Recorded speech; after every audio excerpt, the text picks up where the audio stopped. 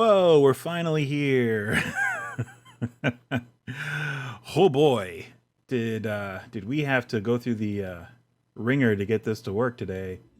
Hi everybody, you may notice that we're a little bit late. I don't know, if you're watching this on VOD, it's no different.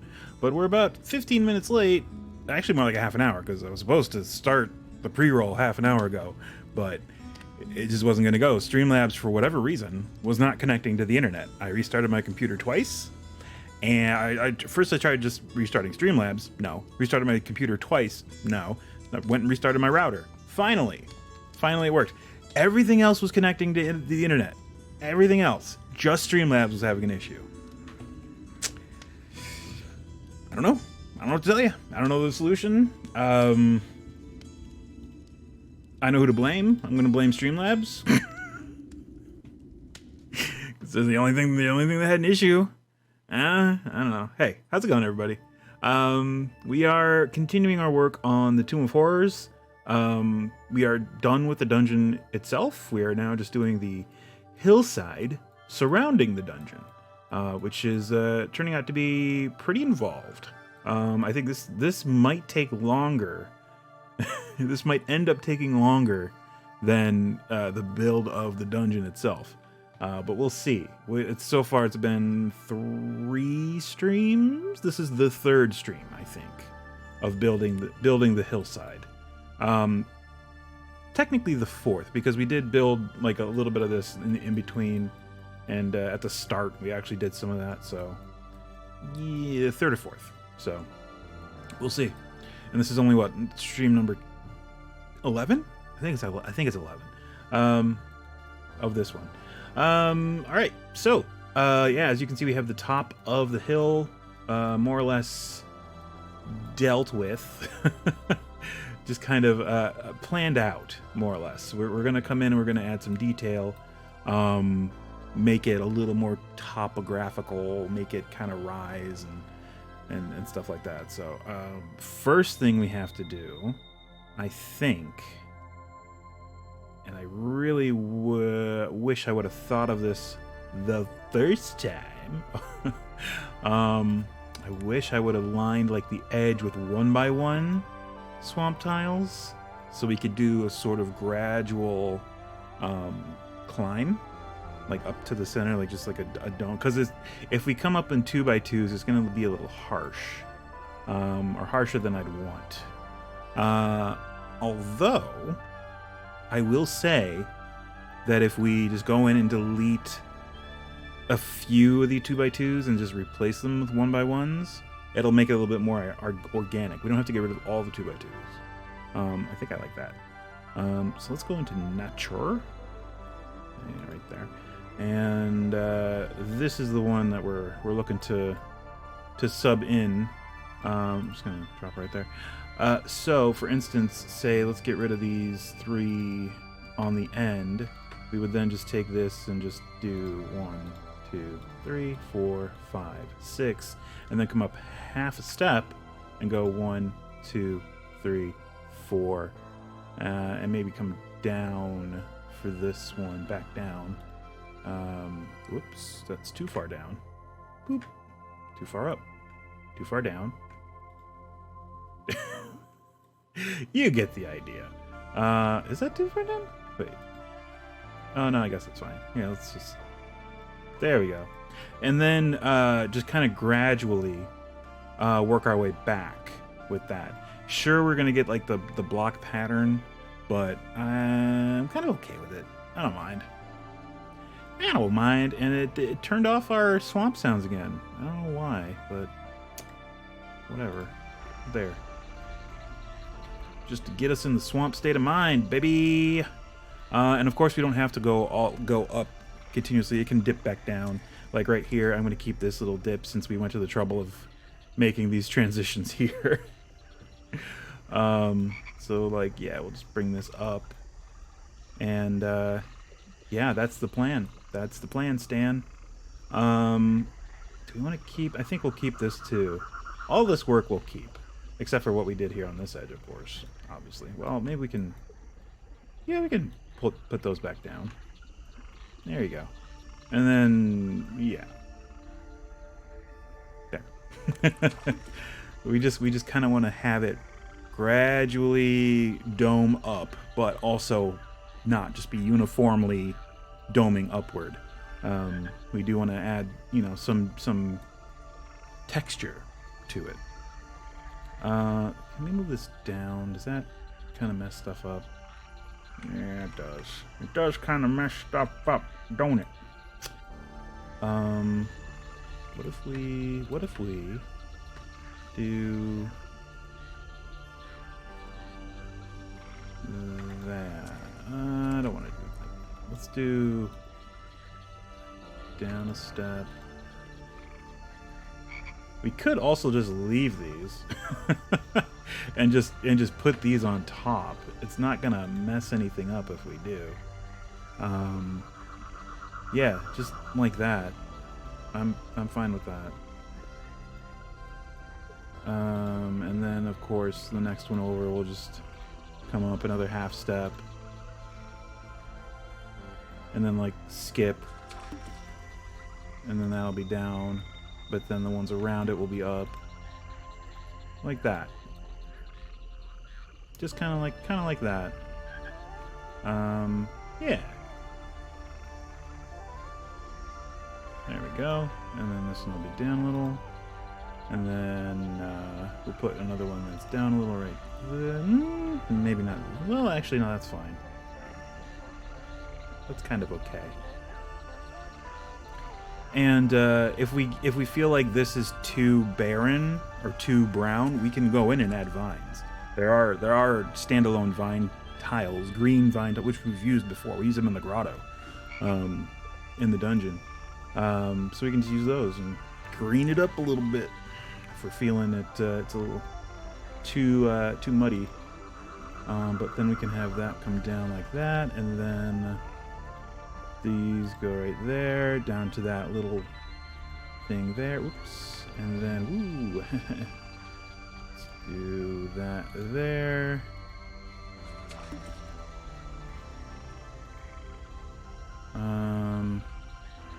Don't want to do this too much. I was planning on doing this right around the edge. So let's stick to the edges of this, or else we're just going to end up covering everything we've done with this, which is not what we want to do. It's not what we're going for. I guess we could also use these 1x1s, which are a little more textured, although I will say they're more blocky.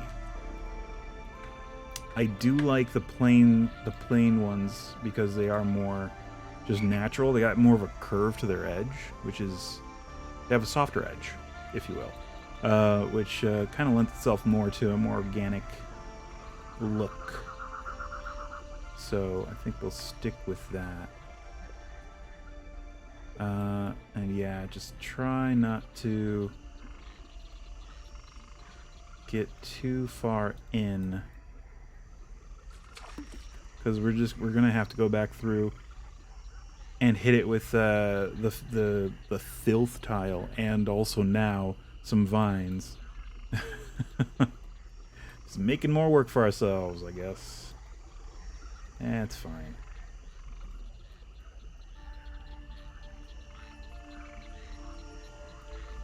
So I guess we can come in if we wanted to.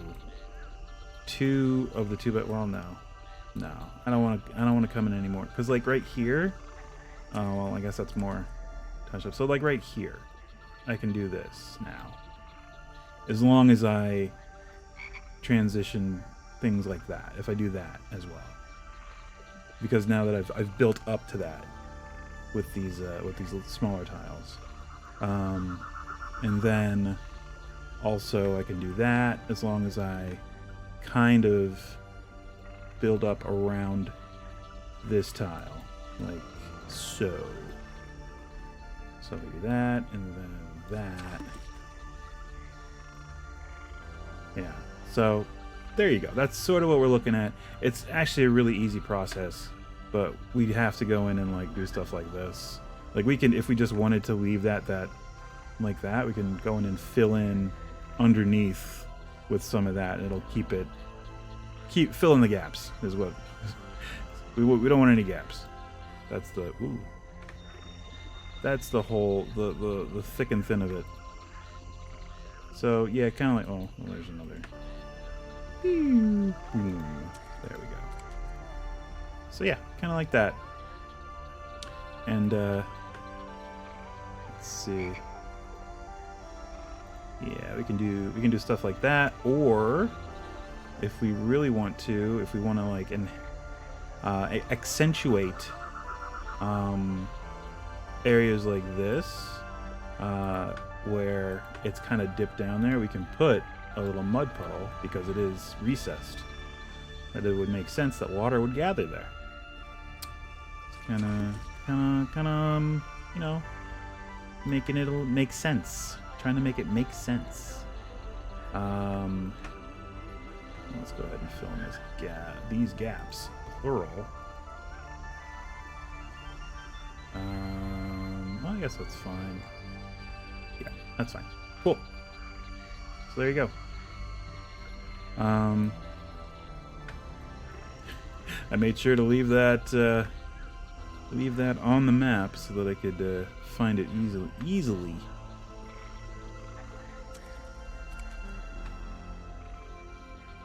Let's see here. I guess we come out kind of far and put that down, and then just double it up, just so it climbs up to that level.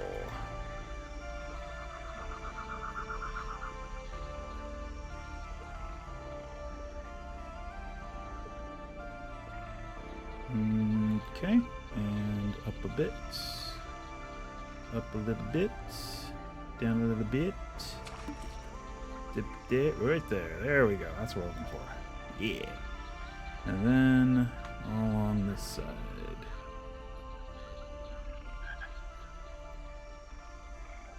Turn it around. There we go. Boop. Cool. That looks pretty good. Alright. Cool beans. Coming along pretty well here. What if I get rid of that one? And that one's a little... sure. That's fine. If bring that one up, and then bring this up. There you go. Okay, cool. And then we can... I mean, this is getting into more detail than we want to probably at the moment, but... add in some greens, some greenery. Why not? Alright. So, these are actually going to keep going up. I don't know why I went back down. It's like, oh yeah, and then they go back down. No, we're going up. We're going up, baby. Yeah, so these need to kind of climb uniformly. I don't know if it's easier if I start at the corners and then go in, or if I'm okay this way.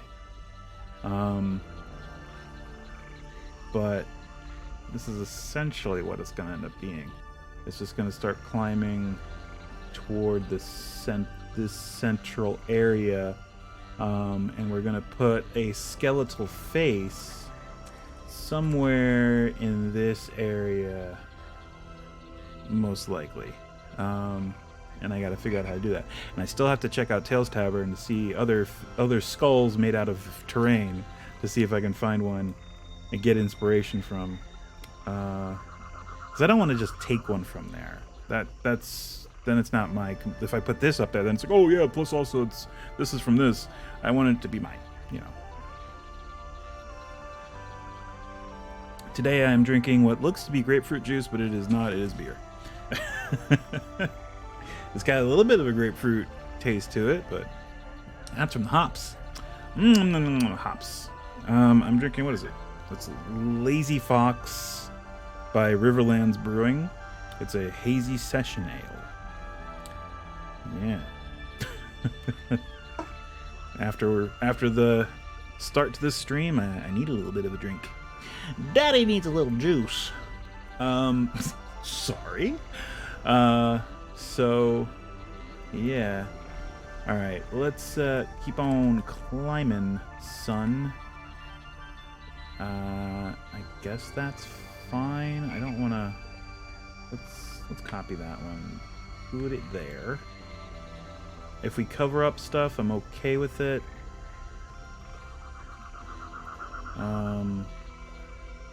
Yeah.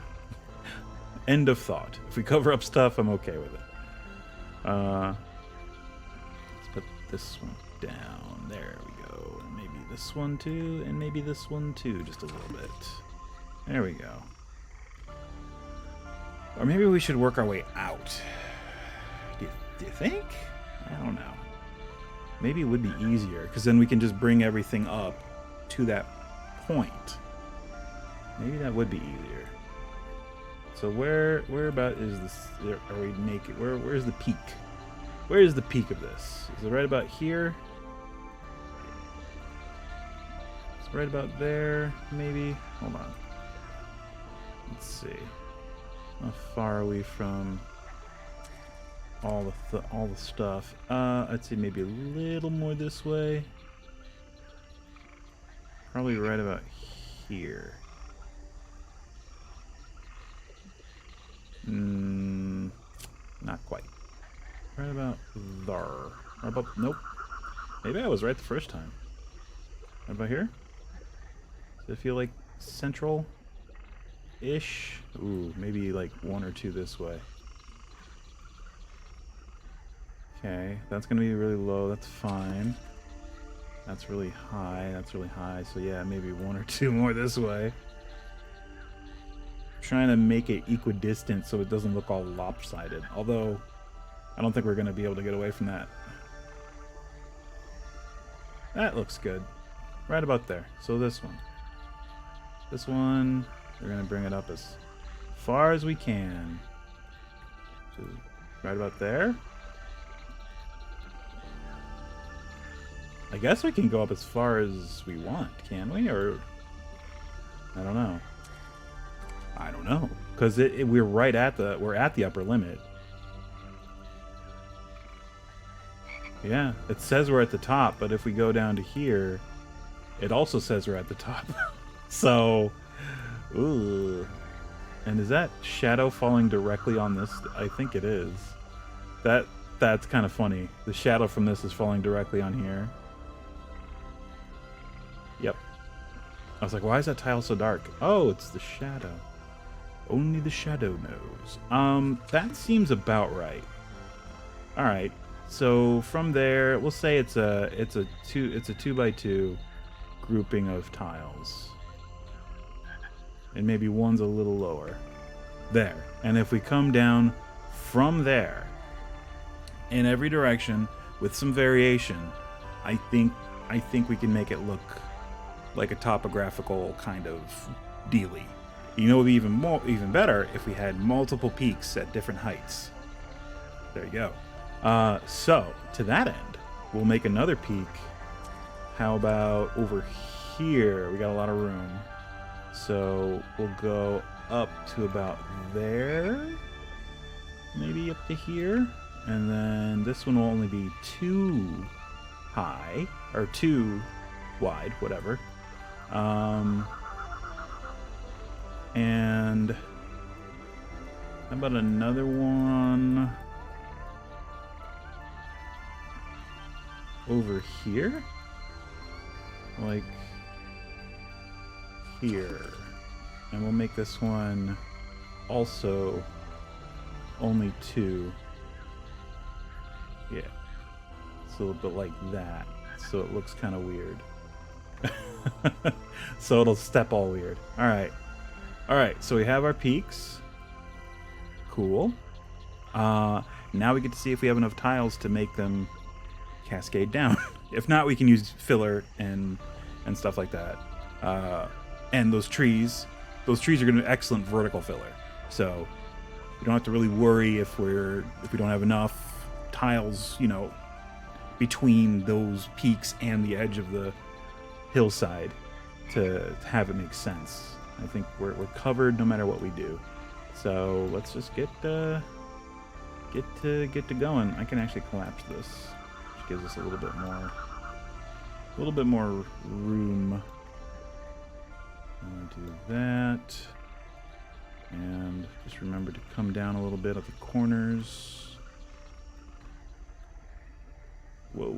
That was not where I thought it was. Okay. Yep. Cool.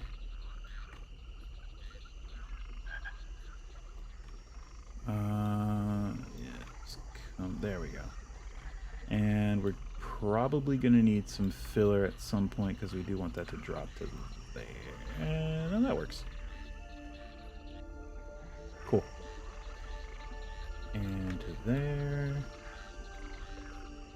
And maybe this one's a little lower. Yeah, that's fine. To there. And we're going to have to put in some filler, but that's fine. And sure, that's fine. And sure. Cool.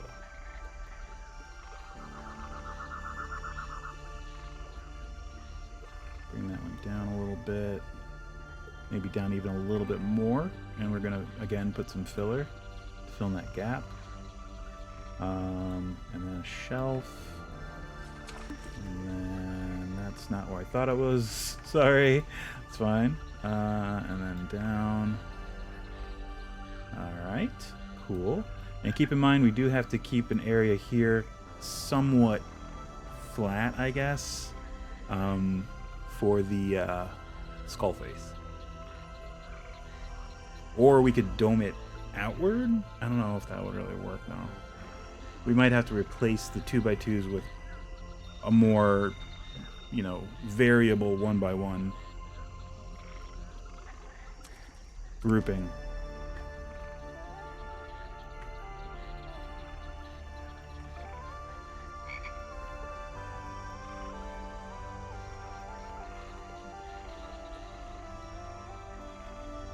All right. Go ahead and copy that and start filling in some of these.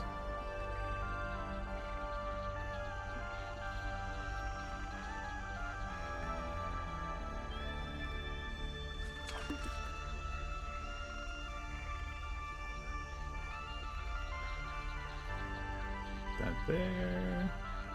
Drop that there. Put one of these here, one of them here. And yeah, this is well, we'll wait and see. For now, that's good enough, I think. All right, I'm gonna try and do this side because I want to see how these are gonna link up. It looks like they're going to converge. Oh.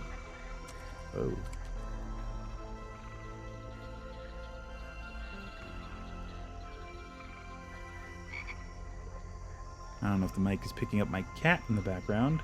We got our cats a little bird toy that when you jostle it, it tweets. It's like a little bird ball. And it had feathers sticking out of the back end of it, which within 5 minutes of giving to my cats, they removed all but one feather. Just promptly, all right, these are going. Just took them right out of there. It has one feather left in it.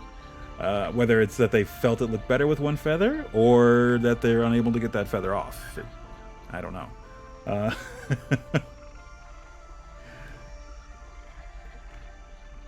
All right. It looks like it's just going to be that peak is just going to be kind of a more or less a natural in the natural pathway of that's descent, which is fine. It isn't 100% necessary that it be at a different height. I think we'll want that one there. We'll put that one up there. This one down. This one flat-ish. Or maybe down just a half. There we go. And that one flat. That one half. And okay. All right. And That works.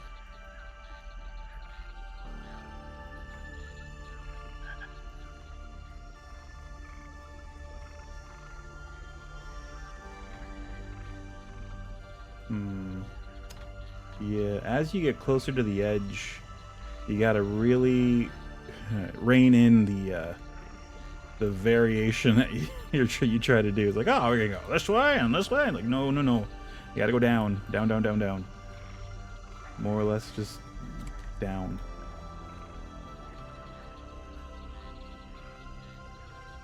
Alright, so...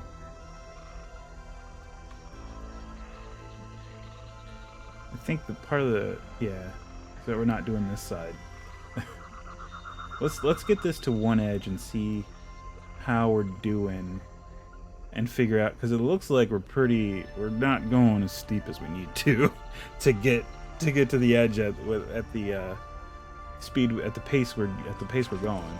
All right, so let's try and just let's see, come down as far as we can, if not a little farther, and see how we can do it. I mean, if worse comes to worse, we can do the skull face like right in here.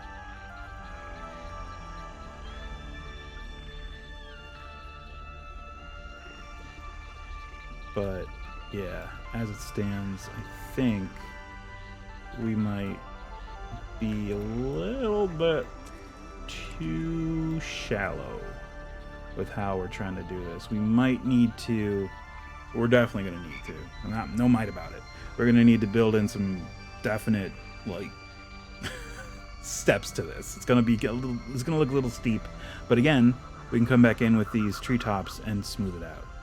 So that's not so bad. And I mean, that was the plan anyway. We're going to keep like some flat areas like we have here, and just kind of like work around those.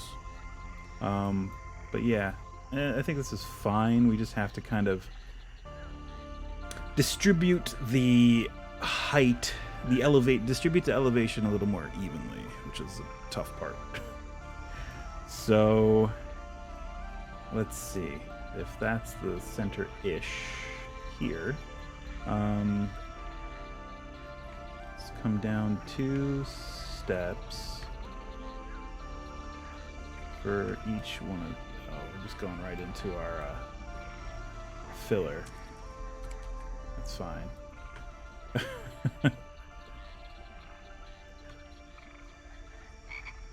Yeah, I mean, we're gonna have to use filler to get up to where our peak is. So, yeah. Let's see. If we do this.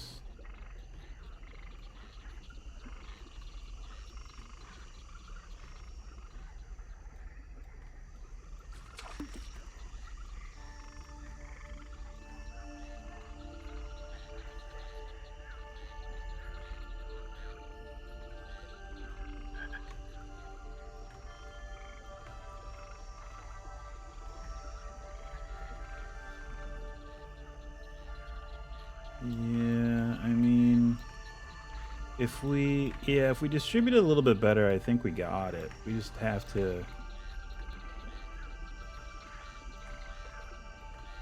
It can't be so flat. But more or less, this is fine. I mean, we're just going to fill it in with, we're just going to fill that in. I mean, that's the basic skeleton of it. We're just going to fill in the gaps. That's all we got to do. Cool. I mean, that's fine. And again, I mean, that's just that face of it. We have more room here, so we don't have to be as steep.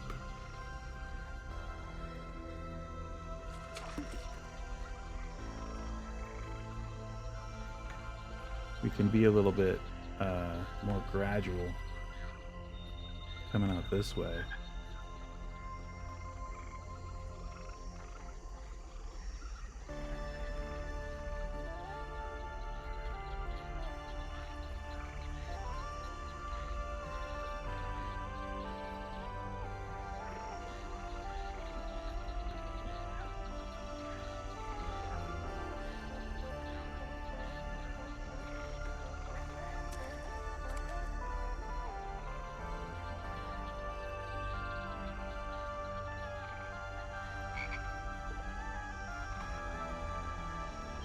I don't know why that 70s show just popped into my head. It's the weirdest tangent. I just started thinking about that 70s show. It's so weird. Oh, it's just out of nowhere. Hey, remember that 70s show? Yeah, I think that's odd. Whoa. Alright, so yeah, now we do definitely have to distribute this a little bit better. But we were close. We were pretty close. It's not bad. But yeah, I like that 70s show. I thought it was good. Most of the cast, some of the cast went on to do other things. I mean, they each had their own little time for a time after that.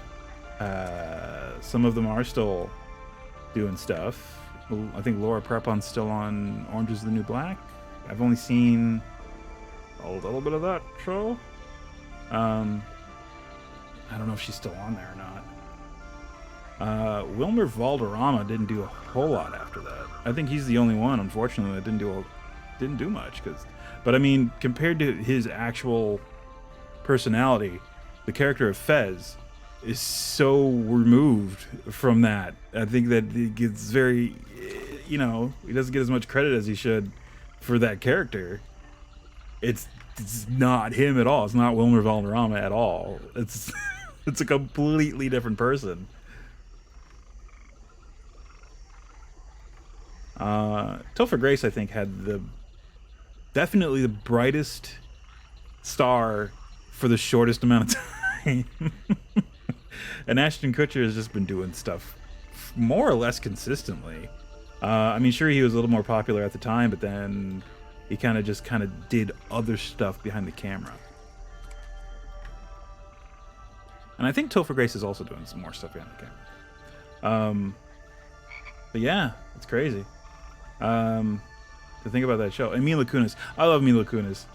She did probably the best. I think she had the best career after. I mean, if you consider Family Guy, because she's been on that ever since season 2, which, is its own thing. And again, I'm not sure if that's still on TV. It might be. Simpsons is still on TV. As in, new episodes are coming out. New seasons. They're making new seasons. But Family Guy has definitely cooled as far as my favorite Seth MacFarlane vehicle, either one of those. But I definitely like American Dad more. And it's funny because at the beginning it was like, oh, what's this? Oh, it's just kind of like ripping off Family Guy. He's just doing the same thing but with a different thing. It's way funnier. American Dad is way funnier than Family Guy, like hands down, in my opinion. Well, that's just straight up. All right, cool. I'm fine with that. But yeah, Cleveland Show is, the thing I like about Cleveland Show is that David Lynch was on the Cleveland Show. That I find that so freaking weird. Why? But why? It gets a pass in my book for that alone. That's enough to be like, okay, fine. I will watch it because David Lynch is a weird character that occasionally shows up. Or he plays a weird character that occasionally shows up. He isn't David Lynch in the show. He plays a bartender on the show. Just so random. I love it. And the Orville is an amazing show. And it's definitely a departure from most of the, like it's not animated, so already right there is a departure from what we're used to from Mr. MacFarlane. And it's like, if you like Star Trek and you like to laugh, it's good. You'll like it. If it ticks those 2 boxes, if you like having those 2 boxes ticked, then watch the show. It's good.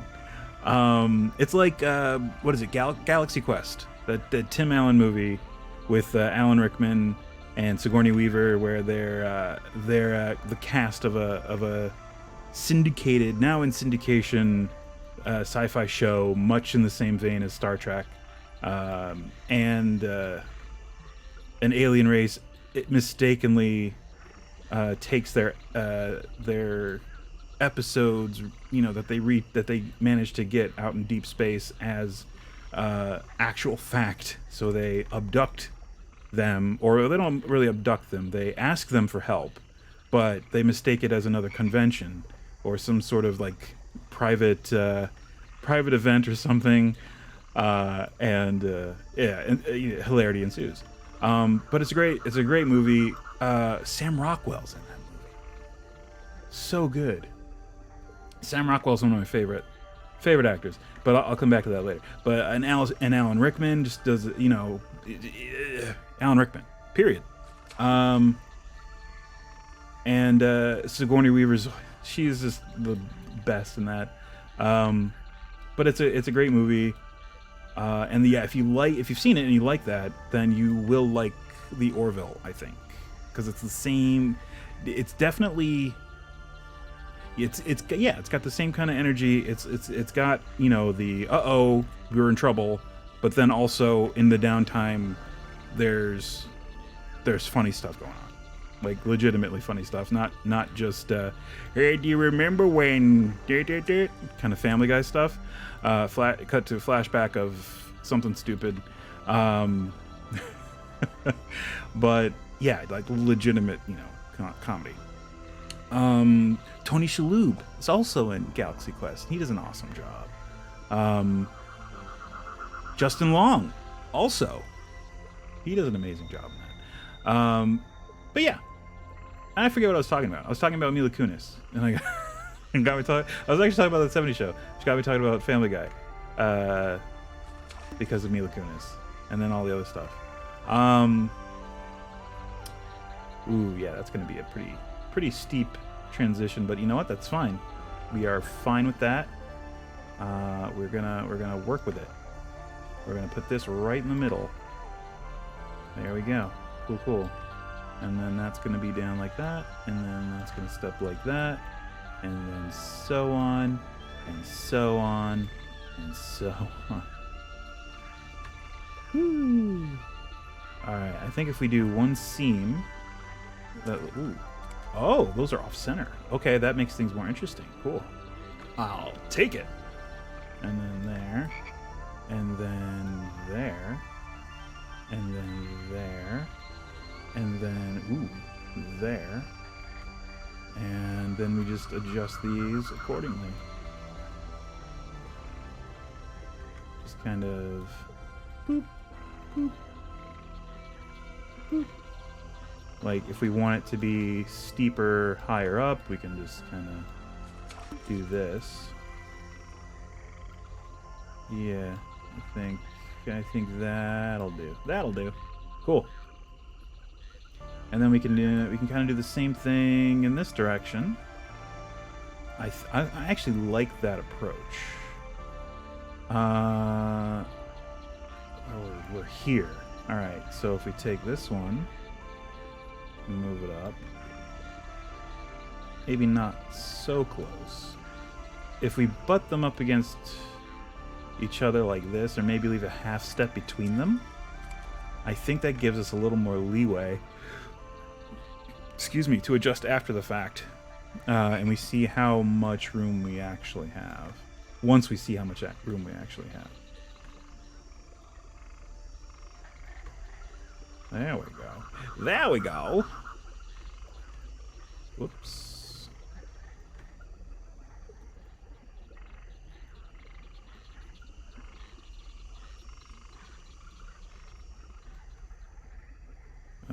Okay. And yeah, now we're gonna have to just distribute a little bit. Not a problem. Wow, this is actually starting to look like like a framework. Yeah, once we get it in the other direction, I think we'll be all set. Once we get it arced off in this direction, because it's really gonna arc, yeah, down to here ish. This might pop up a little bit more, but I think as it stands, we're aiming for this tree, or right before this tree, like this tile is what we're aiming for, from there to here. So let's try that. Let's see. We should be able to do that in 5 minutes, right? Before our first commercial break? Absolutely. Alright, so we bring this up to about there. And off we go. I think, oh, we're a little bit off, but that's fine. If we kind of change directions a little bit, I think we'll be okay. And actually that makes it feel a little bit more organic as well. There we go.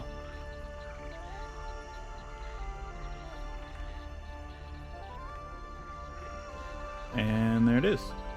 We were aiming for that tile and we got there. Cool. And now we just kind of bring all the other tiles up generally to meet the seams, and we can also run a seam straight down this way just to kind of give us a little bit more to go on. Sure, let's go ahead and do that. We got a little bit of time. Let's do it right here. And for this, we're definitely going to want to, like, ooh, there we go, some variation. We can actually kind of, because those two are both butted up against there, we can now kind of split off. And then back, and now we're back to 1. And down a little bit more, there we go. And then back to 2.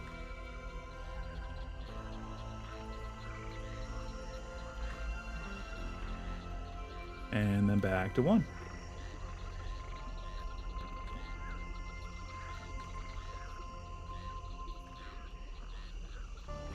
There we go. Cool. All right, and yeah, everything's just gonna kind of blossom upward and outward to meet all those, I don't know, ribs, I guess. Technically, those are ribs that we've made.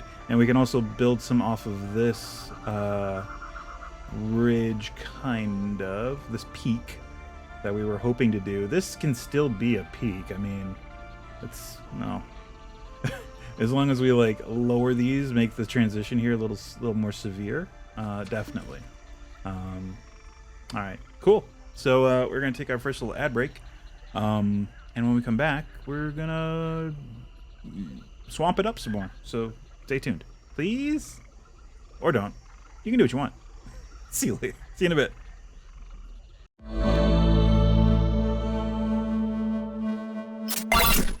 Hey, we're back. Hello. We are building the Tomb of Horrors in TaleSpire. One thing I noticed I forgot to go back and redo. I forgot to. Whoops. There we go. I forgot to redo the hide volumes here in here, which is important. So we're gonna do that real quick. Oh no, never mind. They're here. I was wrong. Past me did do the right thing and made sure to make sure they were in there. Cool. All right. Good job, past me. There we go. Okie dokie. Back to this. Oh, I didn't realize that was it. Oh, well, I guess it won't be once we... This is pretty close to all that, but once we get everything raised up, it won't be as close. Cool beans! I'm so sorry for yawning. Oh, it's been a day. It hasn't really been a long day. It's been a really boring day. not a whole lot going on aside from Streamlabs trying to ruin my life. You know, the way it does. Alright, yeah, this does help quite a bit when moving toward the edge. I now know just about how much leeway I've got.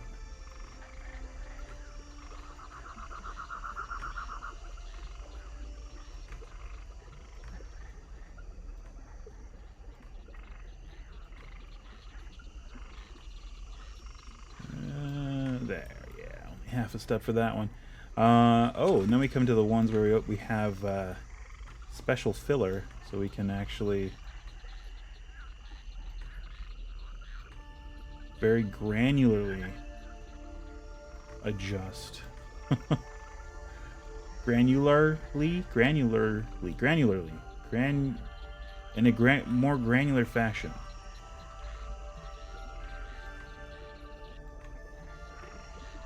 Kind of do that, and then that, and then one of those, and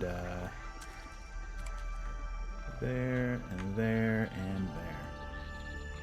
Cool beans. Still working on my my lazy fox.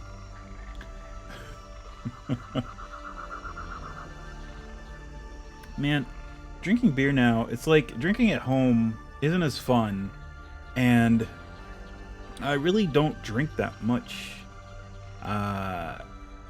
outside of like social stuff.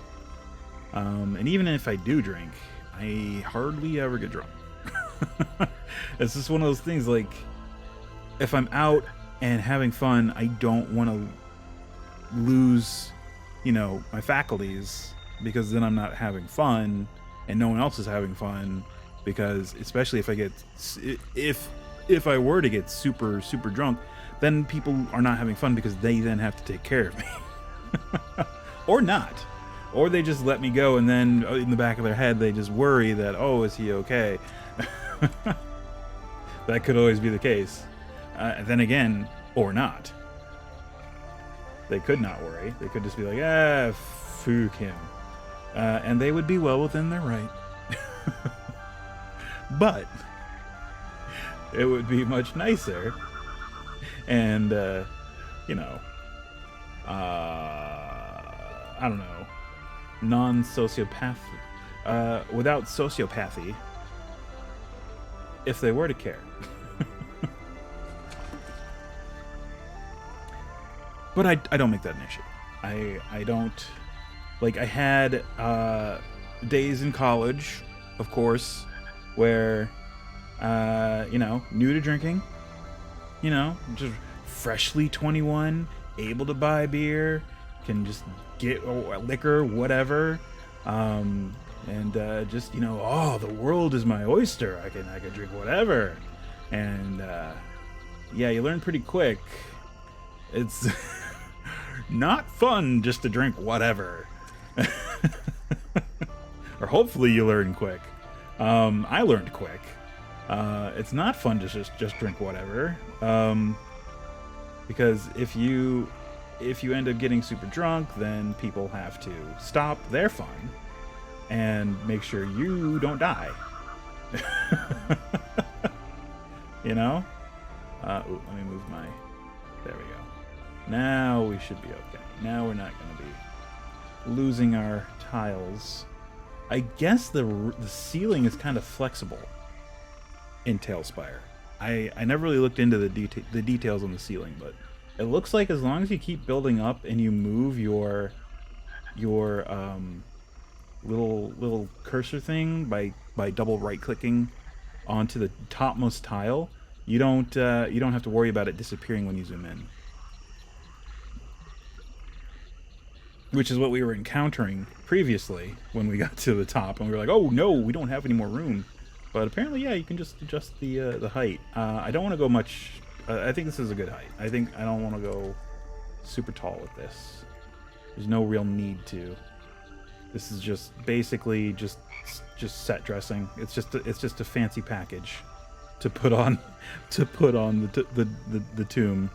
All right, now here we have to be kind of careful because we're meeting up to. We're joining two areas here. So this one might be a little steep, but I think we're okay if we do about like that-ish, maybe down a little bit for that one. Maybe down another half step. Sure. There. And split the difference there. More or less.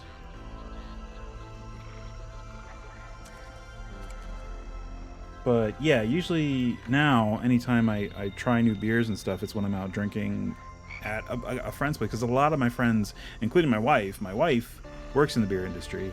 So we often get to find out about new stuff more readily than most, I guess.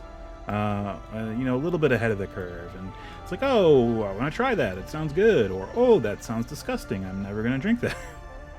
That kind of thing. But yeah, so and of course, like with our extended friend base, a lot of them, you know, they like to drink socially, maybe a little more than we do. So we try to, you know, we you know, if we go over to someone's house, we bring beers and stuff. And we haven't been able to do a lot of that because of the pandemic and of quarantining and all that. We've just recently started doing more of it, which I enjoy because, you know, not because of the drinking, but because we get to hang out with friends. Oh, I do have to bring these up higher, don't I? Yeah, I do. Oh, I do, don't I? Okay. Yeah, it's going to be a real steeper. It's going to be a steep one. It's fine.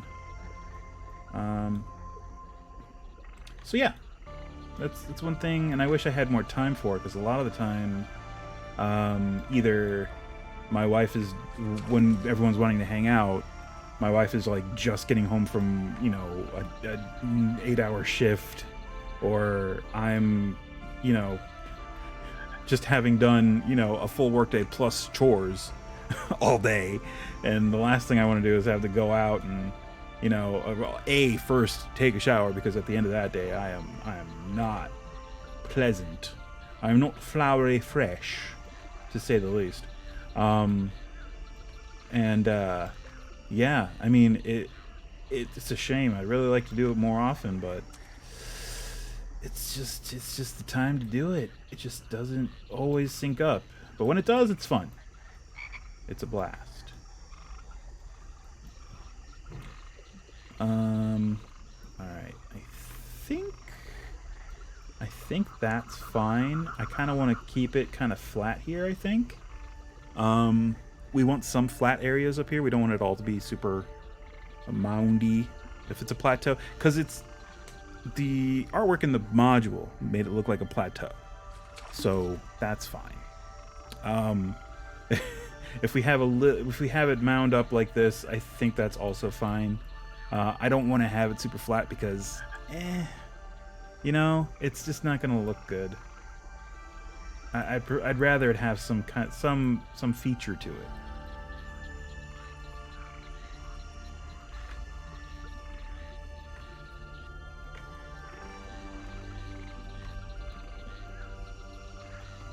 I guess we can have this come down and just have the surrounding tile. Again, it's a puddle, so we want it to be kind of recessed. Man, wow, these are gonna have to adjust the heights of these to compensate. That's fine.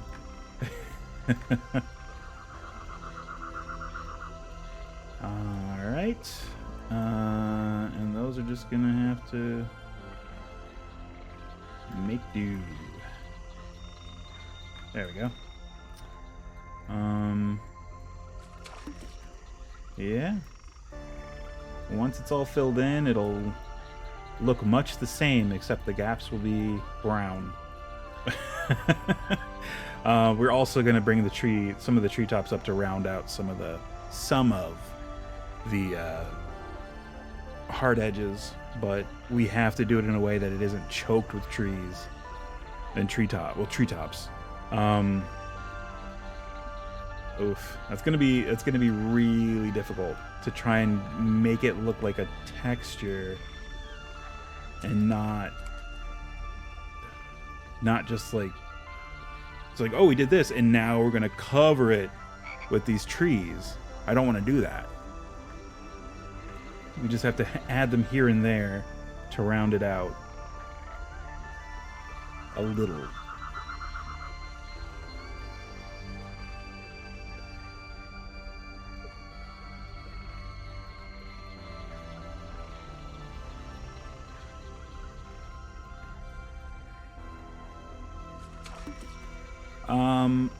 I bought my projector. I bought a projector for in-person gaming, for when that becomes feasible again. I mean, everyone's like, oh, everything's getting back to normal.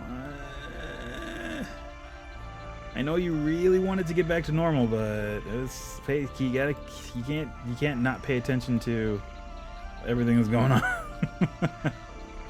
Trust me, I wanted to get back to normal too, but I don't want to rush it and then, die. or get very sick and have a permanent health issue because of it. Because that can happen.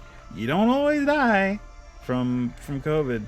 Sometimes you just get it and you get very sick, and then something about you is permanently messed up from it. That's bad too. It's not worse than dying, sure. You would prefer to be alive, I know, but it's still not great.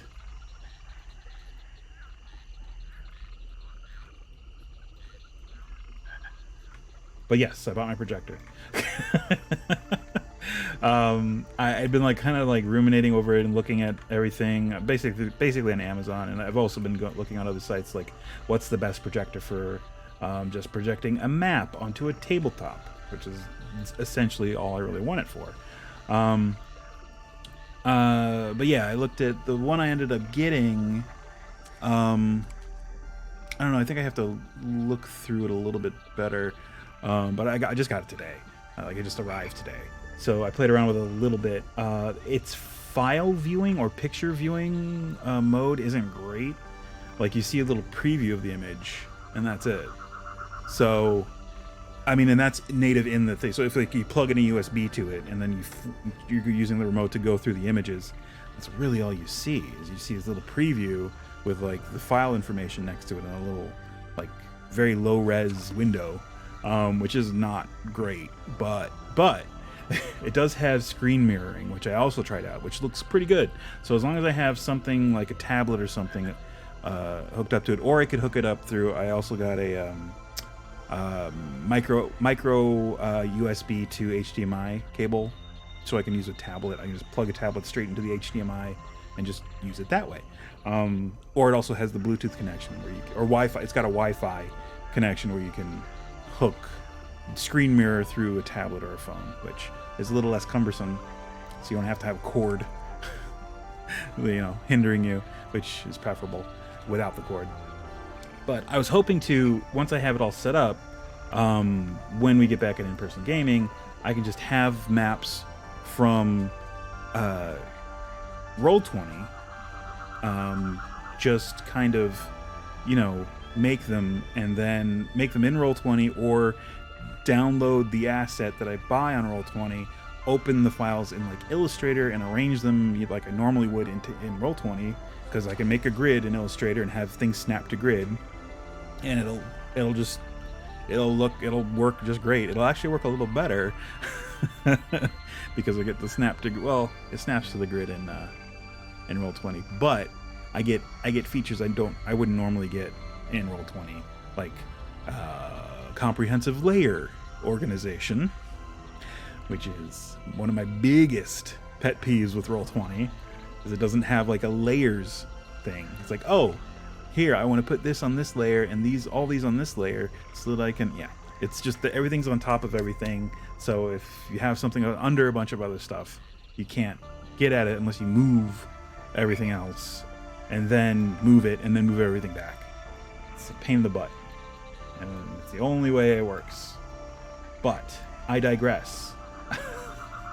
I would make the maps in Illustrator and then just export it as a JPEG or whatever, something that my tablet can, open or look at, and then hopefully, it would just be just a view, image view, or just whatever native picture viewer is on, an Android tablet is probably good enough.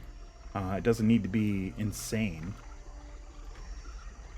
And then just use that and just project that onto the tabletop.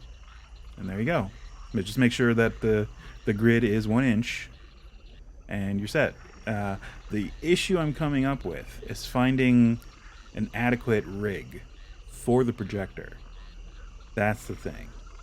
Something portable and, I guess, substantial enough to support the projector. It's not a big, it's a mini projector.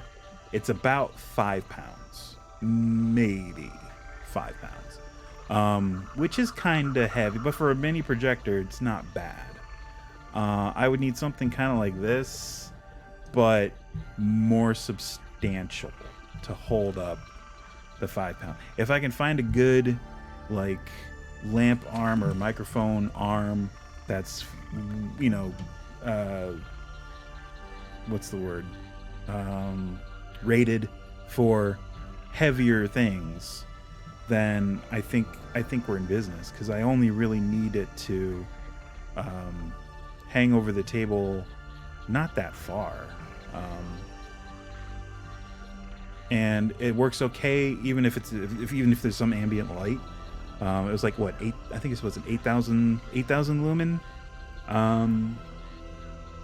projector, which is pretty decent, especially for the price. It was not that expensive, definitely not as much as I thought I was going to pay, and certainly less than like I was like, all right, I'm willing to pay this much. It was less even than that, so that's pretty good.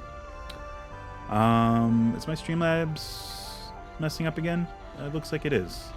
Hopefully it's still recording. Streamlabs is frozen aside from the stream preview. All of my yeah, okay, oops. There we go. Nope, still frozen. All of my audio indicators, the recording and the stream thing. Oh, there it goes. Okay, hopefully we didn't lose anything there. Oh, there it goes again. Oh, no, it's fine. Swear to God, Streamlabs. I swear to God. Oh, you can see it a little bit there. No, wait. No, you can't. Sorry. No, I don't have it on. Never mind. Let's get back to this. Oh my God. It's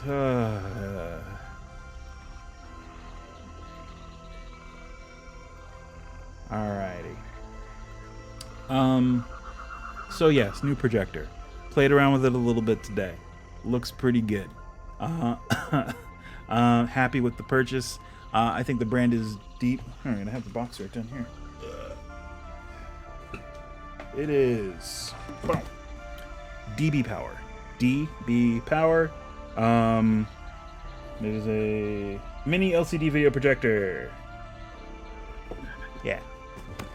And I gotta activate my warranty on it. But looks pretty good. It's got HDMI hookups. It's got VGA hookup. It's got what was the other one? USBs, and a TF. I don't know if is TF micro like a micro an SD card? Because I tried putting an SD card in there and it didn't do anything. It didn't recognize it. It even like you push it in and it feels like, oh, it does that little click where you know you toggle it in and out. It toggled in, and the slot was big enough for it, but it didn't do anything. So I don't know. We'll see. Maybe the SD card was empty. I don't think it was, or maybe there just wasn't anything on it that it could use. I don't know. I have to play around with it more and see all of its capabilities. But definitely, unless I'm using the image viewer wrong, I'm definitely gonna have to do a screen mirror with it, and not just load up a USB with map pictures and plug it in and just cycle through them, because its native image viewer is not good.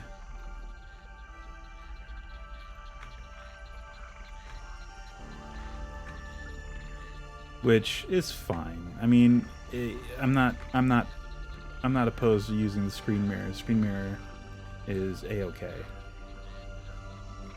Not an issue.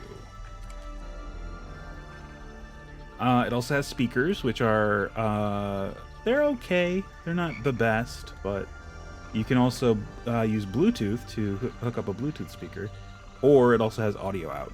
So it has headphone out and also an AV audio jack. So it's pretty good.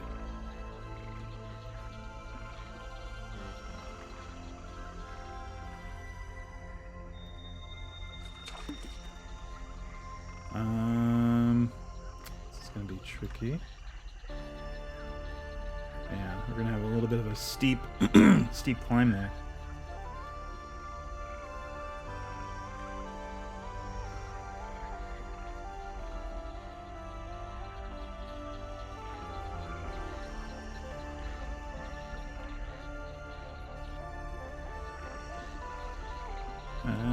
Too much there. There you go. All right. Whew. This is getting kind of complex, but I think we're okay. Yeah, when we fill in the gaps, we really only need to fill it in a way that, you know, just fills the gaps. That's all. That's all. We don't need to build all the way down to the bottom. We would just need to go from here down, and then just from here to here to fill in the gap. It's gonna be a thing. It's gonna be a time. A real time.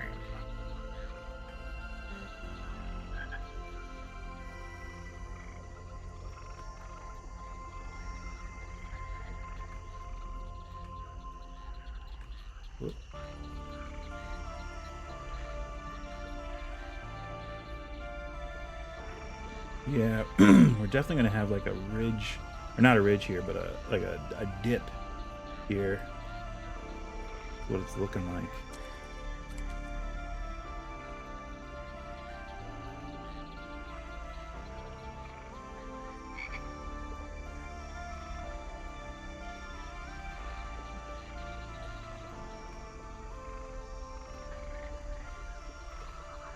I guess we'll just kind of go with it. Go with the flow, baby.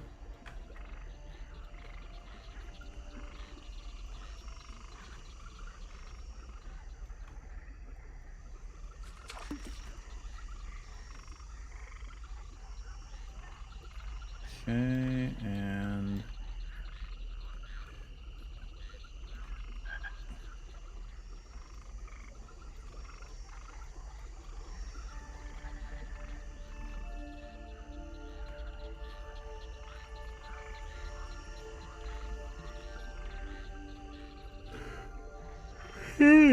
good lord. Sorry, yawning.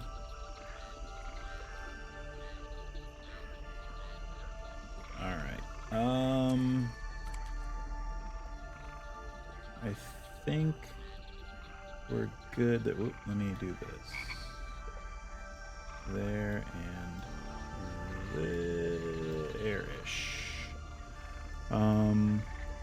Alright. Cool. Cool. Okay. We got that side, we got that side. Just need to do this bit over in here. Okie doke. Let's see how it goes. Oops, that's the wrong command. There we go, fixed it.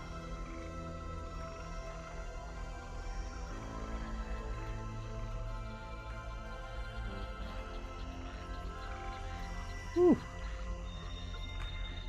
There we go.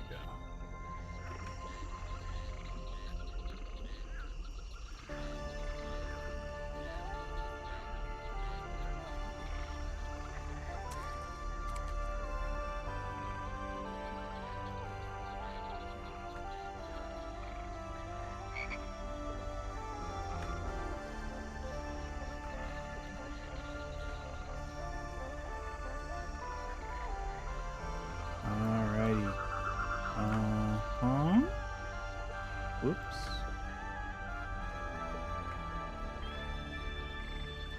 Yeah, I really want to try that out. I have to break up my tablet. I don't know what I did with it. I have to find it. I have a tablet. It's one of my wife's old tablets that she doesn't need anymore, and I basically just use it for Sirenscape. Back when I was doing in-person gaming, I was only using it for Sirenscape and some like D&D Beyond tabs, just to have some things open, and I guess combat music too. Yeah, but it's not that fast, so hopefully it'll be able to handle displaying an image while doing all the other stuff. I mean, I suppose I could bring it up on my phone and just use my phone, but then my phone runs out. Well, I guess I could plug in my phone, but that's just another cord to get in the way. Ooh, we need to bring this down a little. Speed that up a little bit there.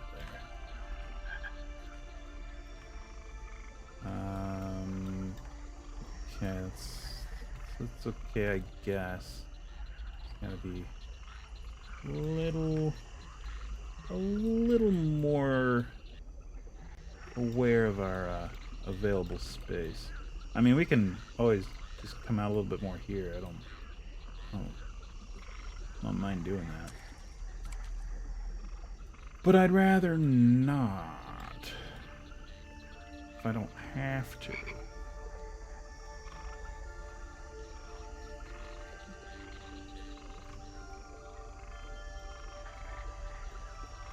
I was going to record more Final Fantasy Tactics this Sunday, but I just got hung up with other stuff. I actually ended up, and this is so, well, look at what I'm doing right now. This is so nerdy, what I did on Sunday. Well, what am I doing now? Building a D&D map on a stream. Yeah, well, I guess by comparison it wasn't that nerdy. Or maybe it was. I put away a bunch of my magic cards on Sunday.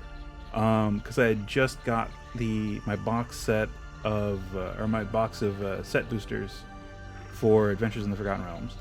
So I had those in order. I had put them in order by color, but they were just kind of sitting in the fat pack box that I had also bought of them. Just kind of in order, but I hadn't put them in with the rest of my collection.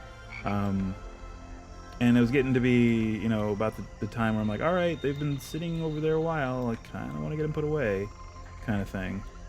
So I just finally did it on Sunday, which took a good part of the day. it was a good part of the day. I mean, I also did some chores and stuff, but that was the bulk of the day. It was just sitting in my dining room, putting those freaking cards away. Yeah, that was my Sunday. I kind of decided to do that instead of recording more Final Fantasy Tactics episodes, for better or worse. I do feel accomplished. I feel like I got that done. I don't have to worry about those cards being just kind of sitting out anymore. They're put away. So that's cool. All right. Well, look at that. That is a mound. Cool, cool. We're making some progress. All right. So, question now comes down to, what do we fill? I mean, we could just use the same tile, which I guess would make sense.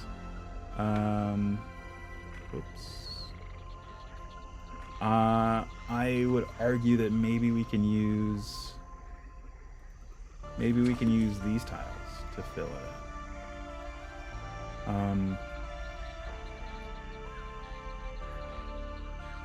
Yeah, I think so. Or we have the 2x2. Where is it? This guy. Which we can just kind of shoehorn in there. Like this.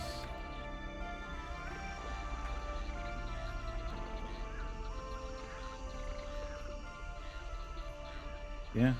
Yeah, that's fine. I like that. Because then it ties in the color of these 1x1s that we're using as, you know, smaller little adjustments along the edge. Which we only really did along this edge. Which is, I mean, we can go in and add more along all the edges. I'm fine with that. That's not a big deal.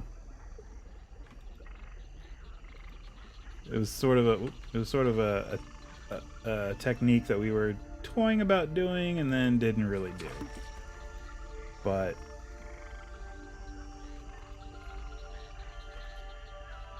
it still looks okay. So we're just gonna go in along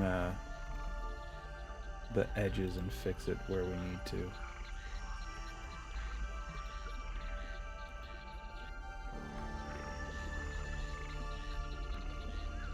You can kind of see through that. There we go.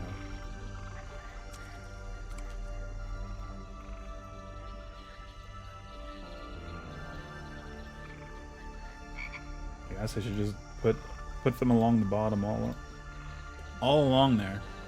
There we go.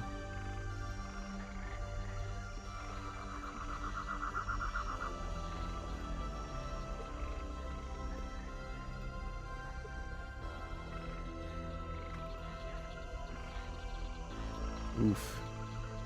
Oof. All right, not a big deal. We got some half heights in here that we have to kind of shore up, but that's completely fine. There you go. And then down to there, and up there, and then one right there. I mean, I guess we just go around like a spiral our way up is probably going to be the most effective way to do this.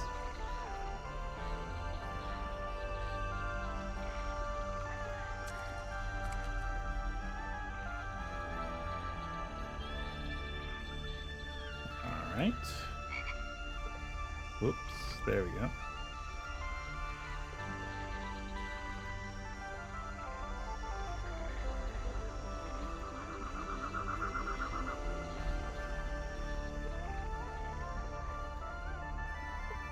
Filling in the spots. Whoop.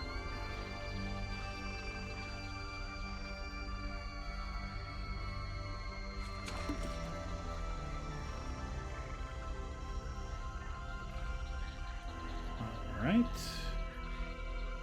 Back down to baseline. Fill in some of these.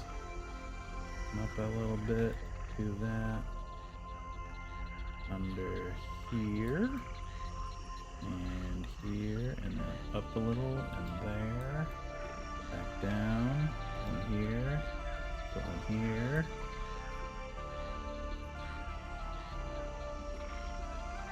And up a little bit. And right there. I'm gonna have to use a 1x1 on this area. There we go.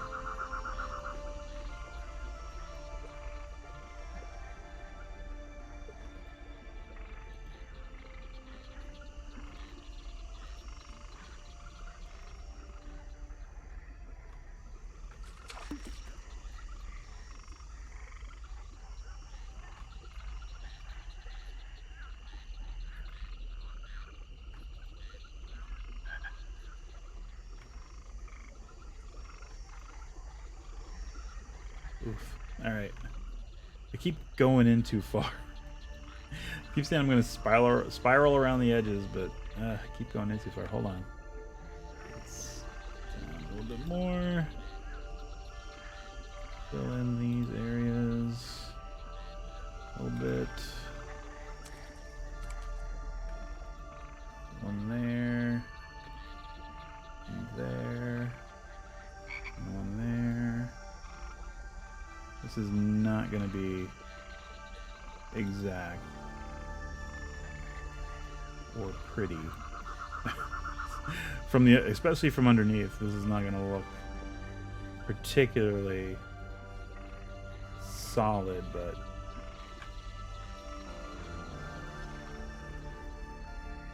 it's kind of just getting the whoa. Yeah, I can't do that.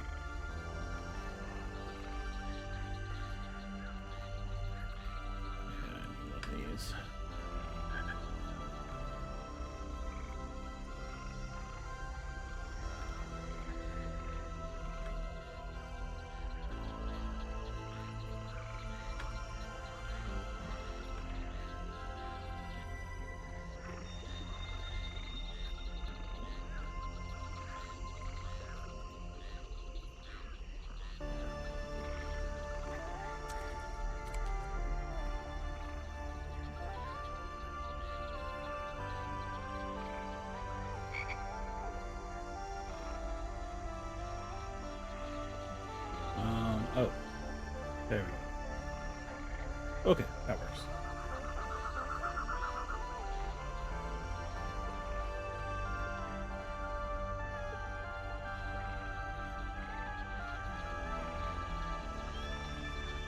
Sure.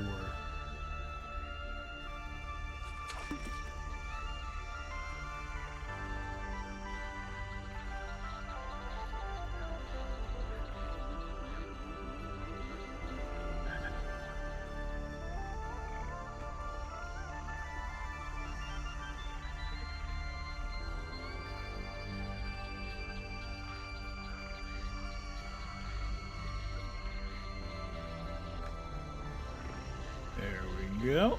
If we really want to, we can put another one here to kind of blend that in like that. There you go.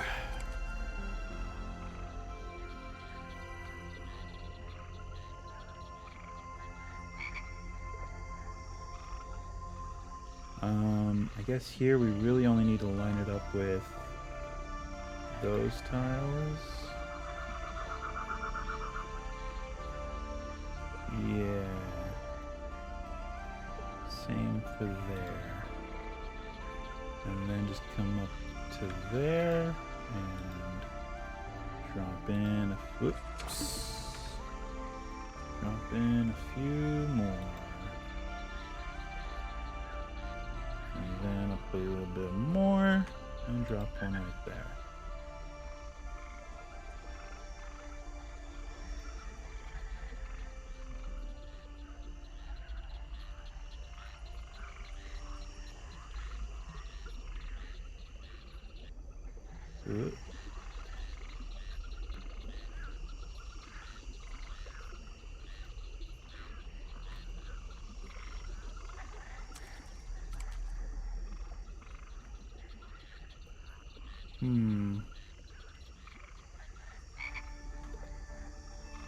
go. You have to kind of look at it from every angle to make sure that you're not missing anything.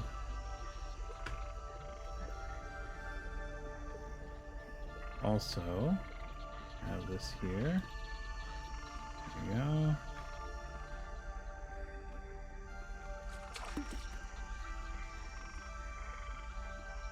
Okay. And we have to do one under here. There we go.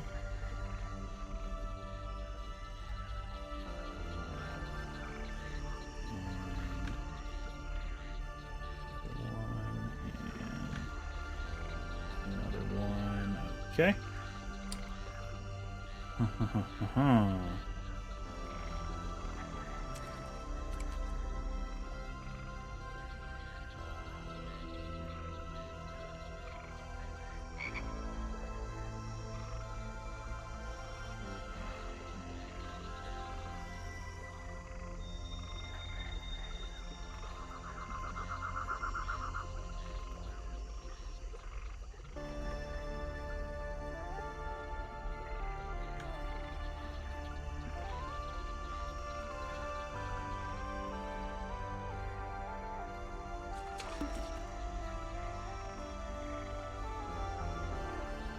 Coming along pretty good.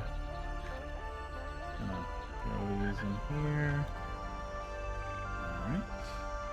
One right there and right there. Cool. And we have this big rise here to fill in. Yeah, we just gotta line it up at the lowest point. And then just work our way up. We're gonna overlap this last one. There we go. Actually, we can probably overlap a couple points in here to kind of smooth it out. Same there. Yeah.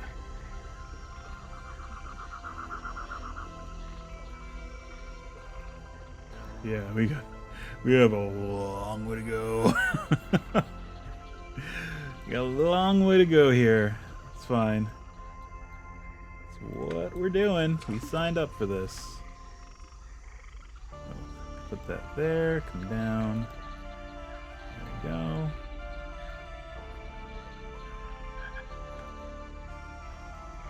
And right up there. No. Up half a step. Yeah, that'll do. Alright, we're gonna keep trying to work our way around.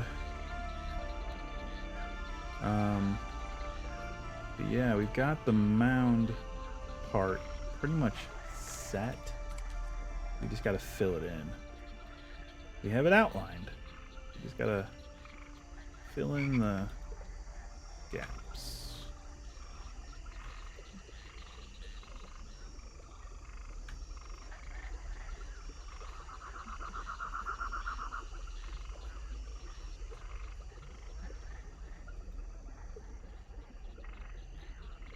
There we go.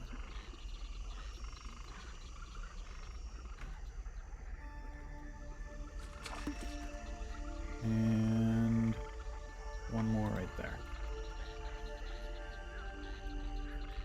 Yeah, we keep starting to go around, but then we start working our way in toward the center, which is not what we want to do.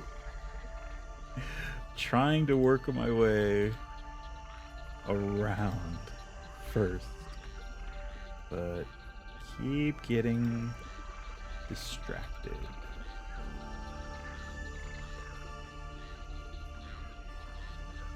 And right there. Ooh, careful. Oop. No, I guess we don't need one there. We do need one or two here. Or three. Alright. And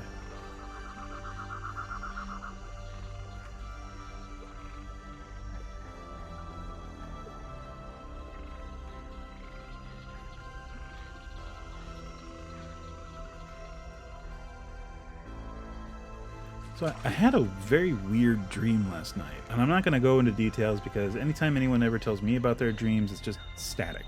I listen to the beginning, and then it's just like, oh, none of this actually happened, so none of this actually matters. And I'm just for like the duration. I try to listen, but it's like none of this is going to be on the test. So it's just out in one ear and out the other. But the weirdest thing about the dream was that, and it made me realize that it was a dream, but not in a way that allowed me to lucid dream, because apparently that's one thing, is like once you realize you're dreaming, you can kind of lucid dream and you know, make up your own things and cheat code kind of thing. That didn't happen. But the weird thing that tipped me off that it was a dream, someone handed me money and it was red and black. So I was like, am I in a different country? It's like, oh no, this isn't right. It was just so weird. That was the most vivid thing about the dream. It was just being handed the money and then looking at it, and it was like, it looked like the same kind of, you know, minting and stuff like that. It didn't, I mean, it certainly wasn't like George Washington wasn't on it, Monticello wasn't on it or anything. It didn't have that weird pyramid on the back or anything like that. It was definitely different images and different, you know, different stuff, but it was minted kind of in the same style.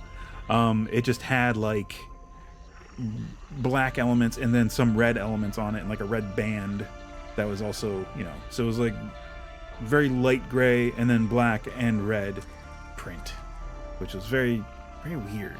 But that is what tipped me off that it was a dream. I was like, oh, okay, this isn't right. This isn't actually happening.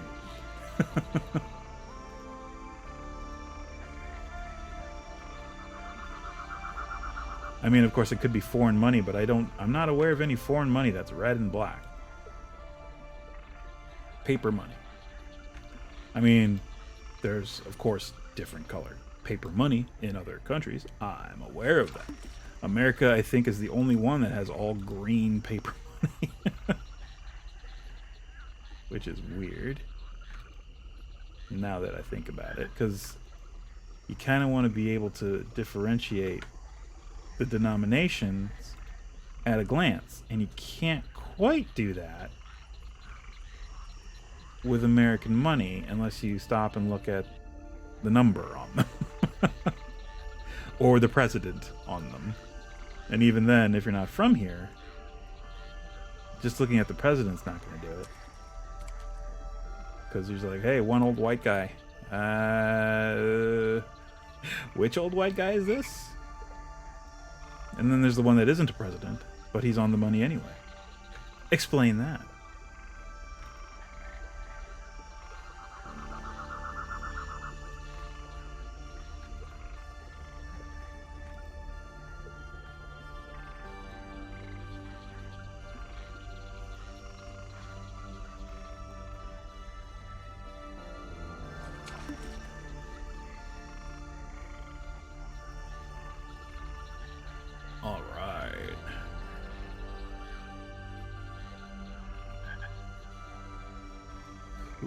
Cool. I'm gonna have to grab the one by one. Ooh, hold up. Still got a gap down there. Okay, there we go. And then here and here. Okay, cool. I'm gonna grab one of these and do that and that and that. And then back to this one. Do that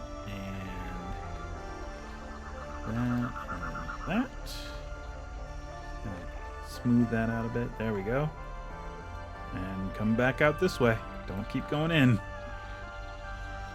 This is, to be fair, this is sort of, you come around this way and then you kind of have to go in like that, but I'm just going to skip that for now.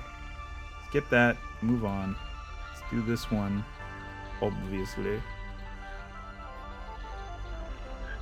And there. And then just keep going this way.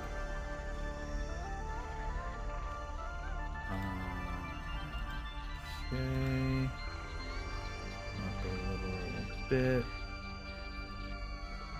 There and there. Gotta grab another one of these. For there and there. Copy this again. And keep going. Keep it moving.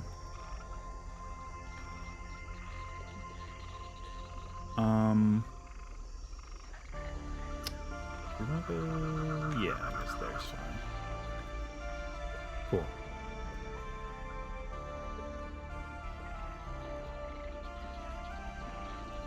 And up a little bit more. There we go. All right. Yeah, I think this is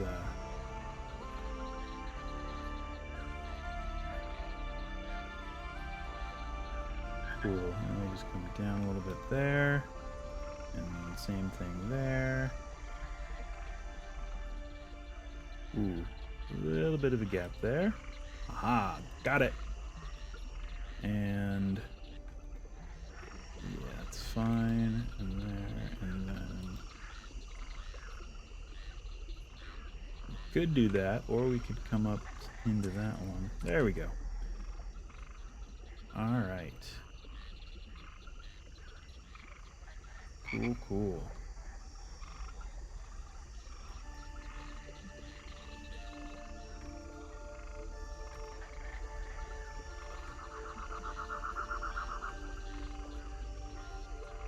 One side of this tile is shorter than the others. It's so weird. Alright. Should probably rotate that so it's not, so I don't keep using that side.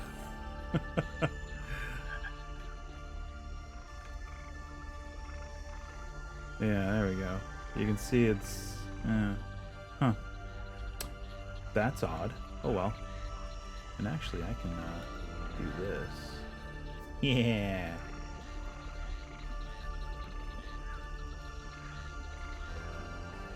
Like that. Ooh. A little bit of a gap there.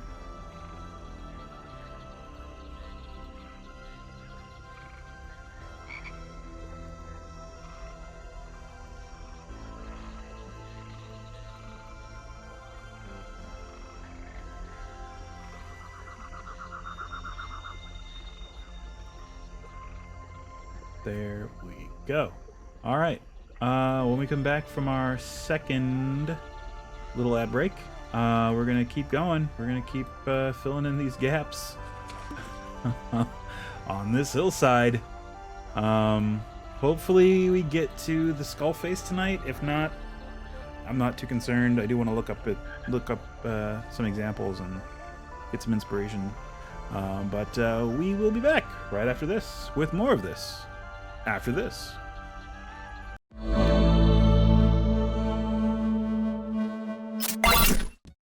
We have returned, and I have a new beer. It's an Untitled Art non-stop dry hopped IPA. I think it's Black Stack Brewing.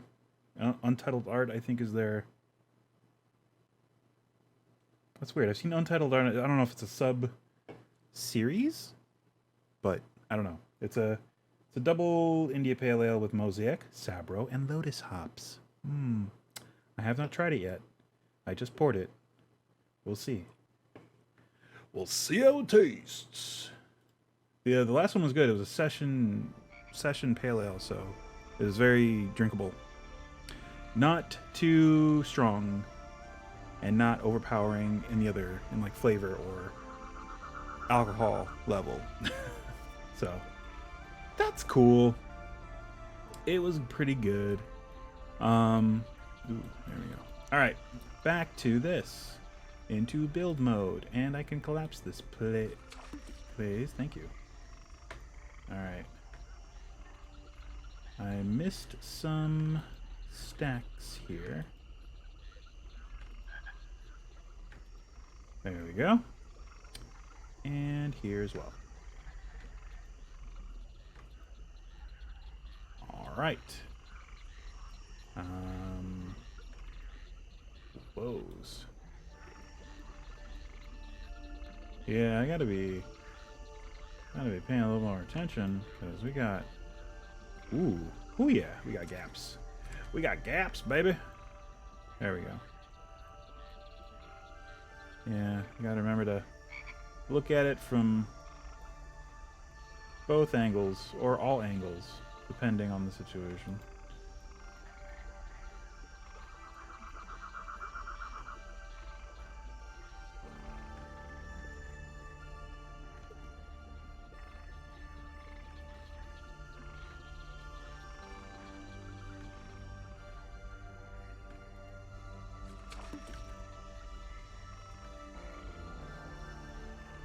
Did I...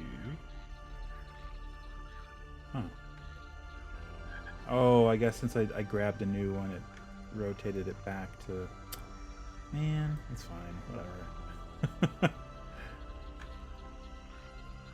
Ooh. Oops.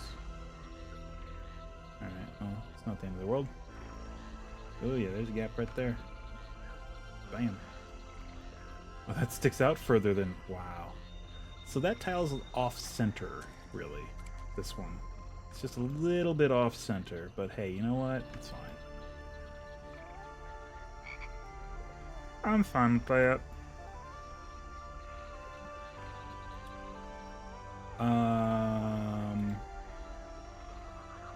That's great content, huh?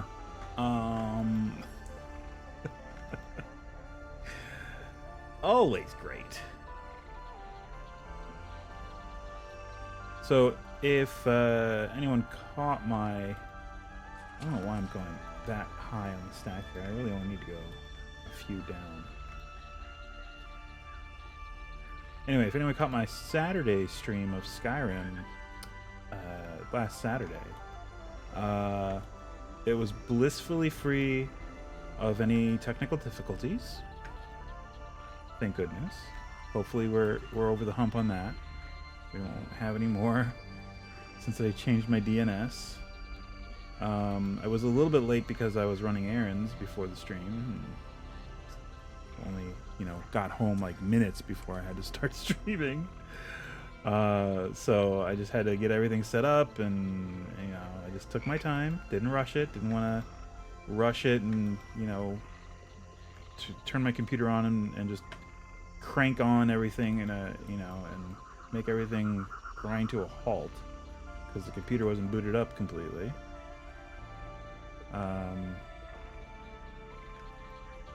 But we got pretty far. Well, we got a we hit a milestone. We'll say we did a quest for the Dawnguard DLC. The first quest, some would say. Actually, I think it's the first quest for Dawnguard. And we got Serana in our group. Finally. So now we have another follower. So we have Raya and Serana now. And we can also raise 3 zombies. So we are now much more of a force to be reckoned with. And Serana can raise her own undead. They're only temporary, but she can raise her own undead, which is also awesome. And she often does. She just does it. Because her AI is actually pretty good compared to everyone, all the other NPCs. So that's kind of cool. We got Serana finally, voiced by the lovely Laura Bailey. If you are familiar with Critical Role, Serana is voiced by Laura Bailey, who also plays Jester, and Vexalia, yes, from the first season.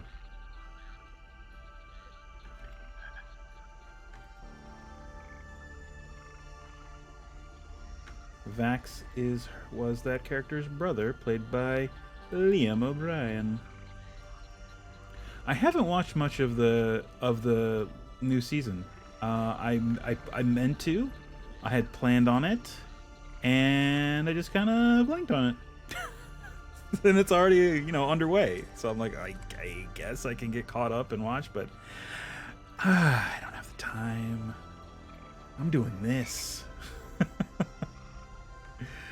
And it's not like I can watch it as it comes out because I'm streaming on Thursday.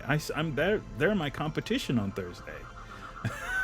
On Thursday nights, I'm streaming, yo.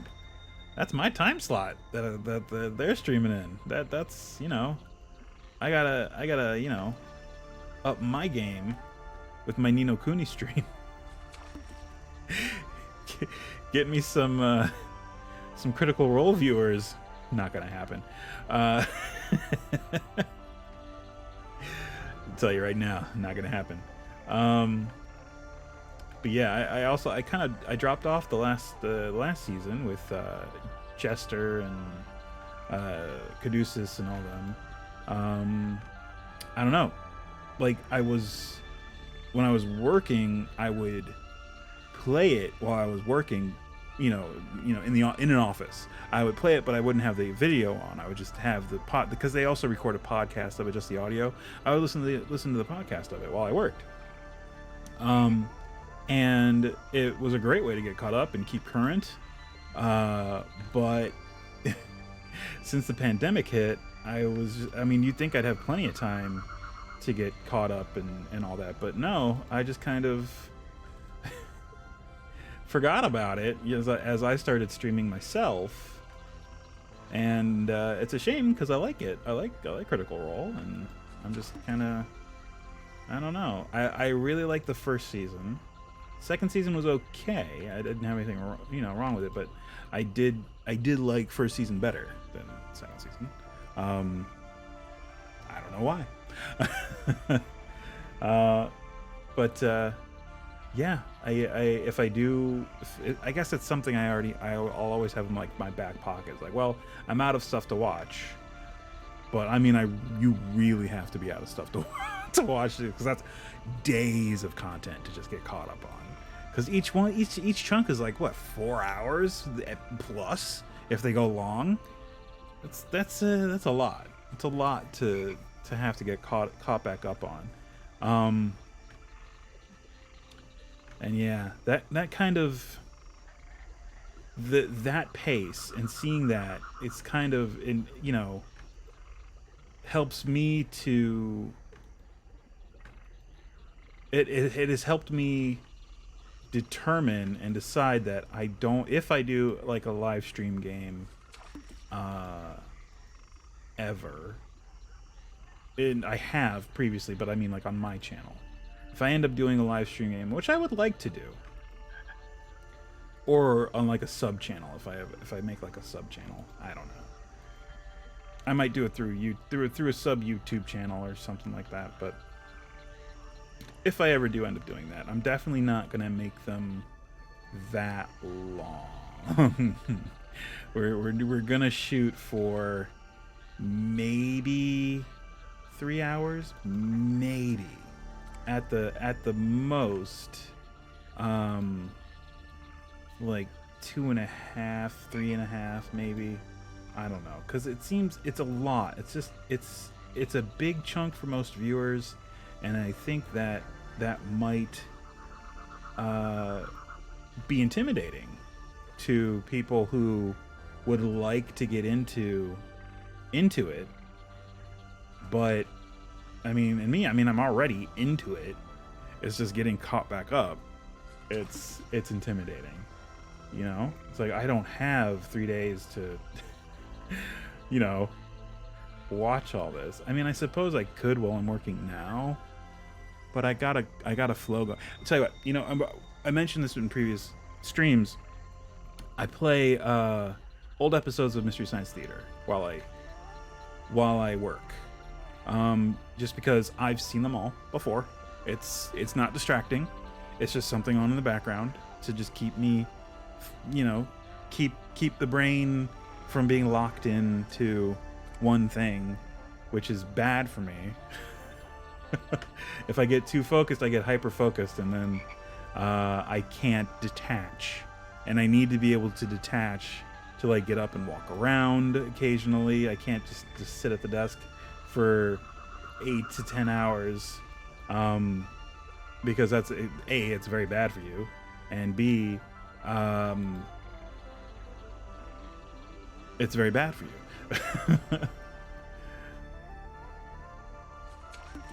But once I finish like a once through of Mystery Science Theater, which I'm close. I'm closing in on the point where Joel leaves, halfway through season 5. So what did I watch today? Today I watched Girl in Lover's Lane. I got halfway through it before I wrapped up. What was the one before that? Oh, Operation Kid Brother, aka Operation 0007, which is one of my favorites. Because it stars Neil Connery, Sean Connery's brother. No joke. Not kidding.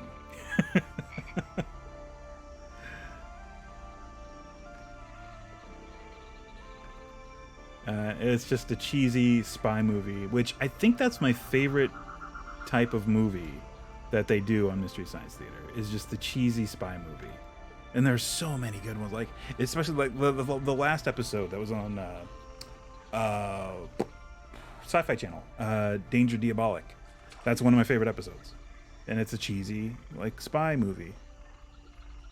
I guess not really a spy movie. It's kind of a spy movie, but it's like a cheesy European spy movie kind of thing. And what's it? Secret Agent Super Dragon, Agent from Harm, Codename Diamond Head is actually pretty good, and it's a little more contemporary than the rest.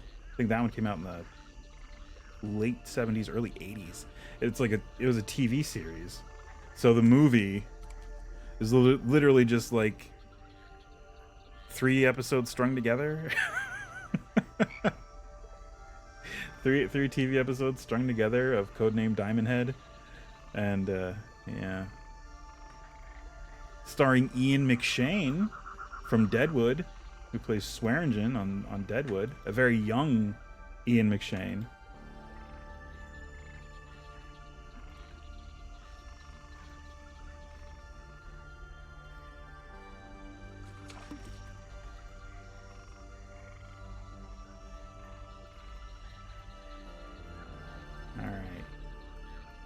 Is this looking okay? Are we?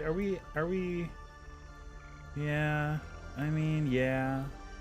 Like the big drops like this, stuff like this, I will definitely be bringing in like some of the treetops to smooth it out a little bit, or try to anyway. And I think if we do a combination of that with some of the just like the vine tile, where is it? In nature, plant. This guy. Yeah, if we couple it with this thing and some treetops, because this is the same kind of texture as the treetop. This leaf pattern, it's close. I think it'll tie it in a little bit better. So, and it also will give it more texture, even though it has plenty of texture. I think if we had done this all in like the plain brown, it would be less busy, probably, but would it be better? I don't think so. I think it's okay with this textured tile. It gives it character. All right, we're trying this. We're trying the non-stop dry hopped IPA. Now, the only thing I don't like in beer is pininess. So that's the only deal breaker, is if it's too piney.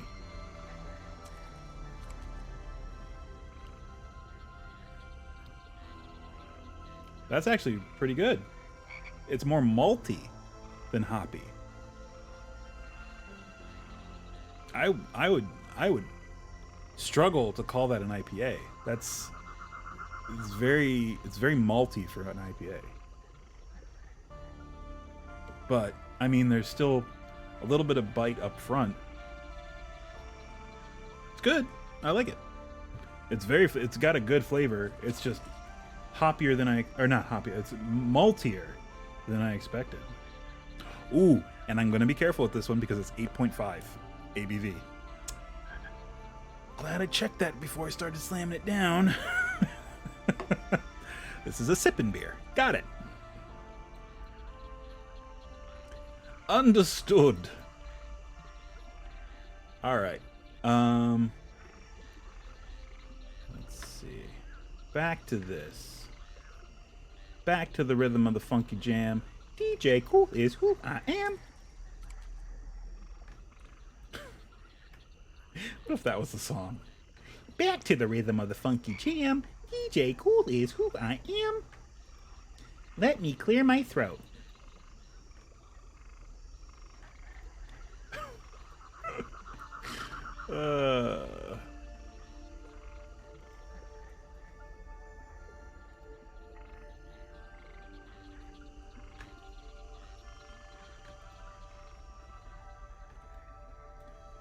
I think we've abandoned the tier approach of going around in a spiral and working our way toward the center. I think we're gonna pick an edge and we're just gonna fill it in until there's nothing left to fill in, and work our way in from there. That's just how it's gonna be. Oof. That's fine. We're starting with this edge. Just gonna starting with this edge with that approach. There we go.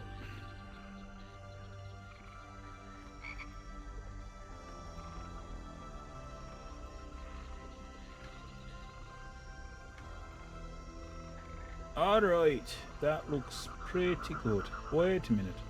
I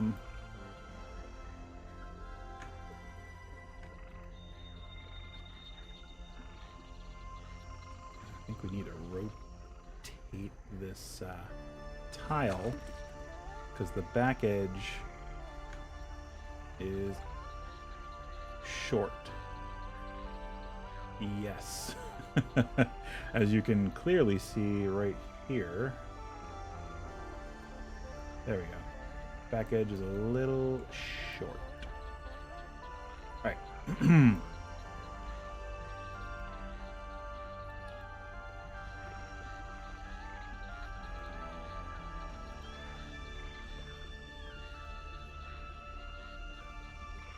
Ooh, missed this bit. There we go. A little gap there. One there. There, there, and there. And then there, and there. And there. Oop. Can't hide from me, gaps. I see ya. I smell ya. No, sir. Do not put it that way. That's just wrong. So many ways.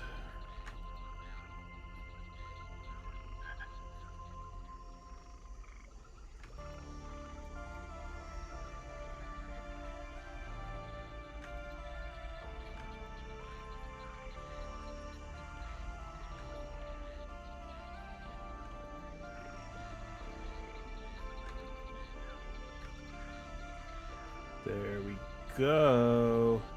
Getting filled in. Alright. So this part is very steep. And another instance where we're probably going to be using some of the treetops to smooth it out a little bit. But we'll do that when we get there. Little sips. Little sips. I'm probably not going to finish this one on stream. Definitely not going to finish that in a half hour. Ay, ay, ay.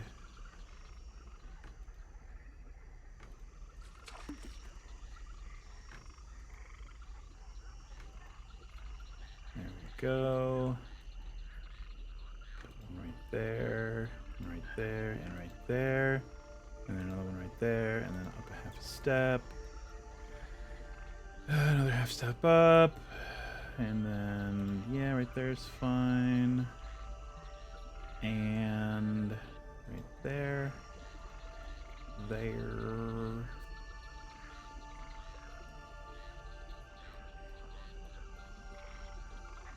Yeah, man. This is what it is. It's gonna be this for a few streams. And you know what? I'm fine with it. This is very chill. Especially compared to Skyrim. Oh my god. So in Sky, and I should probably clip this and put it up on Twitch as a clip.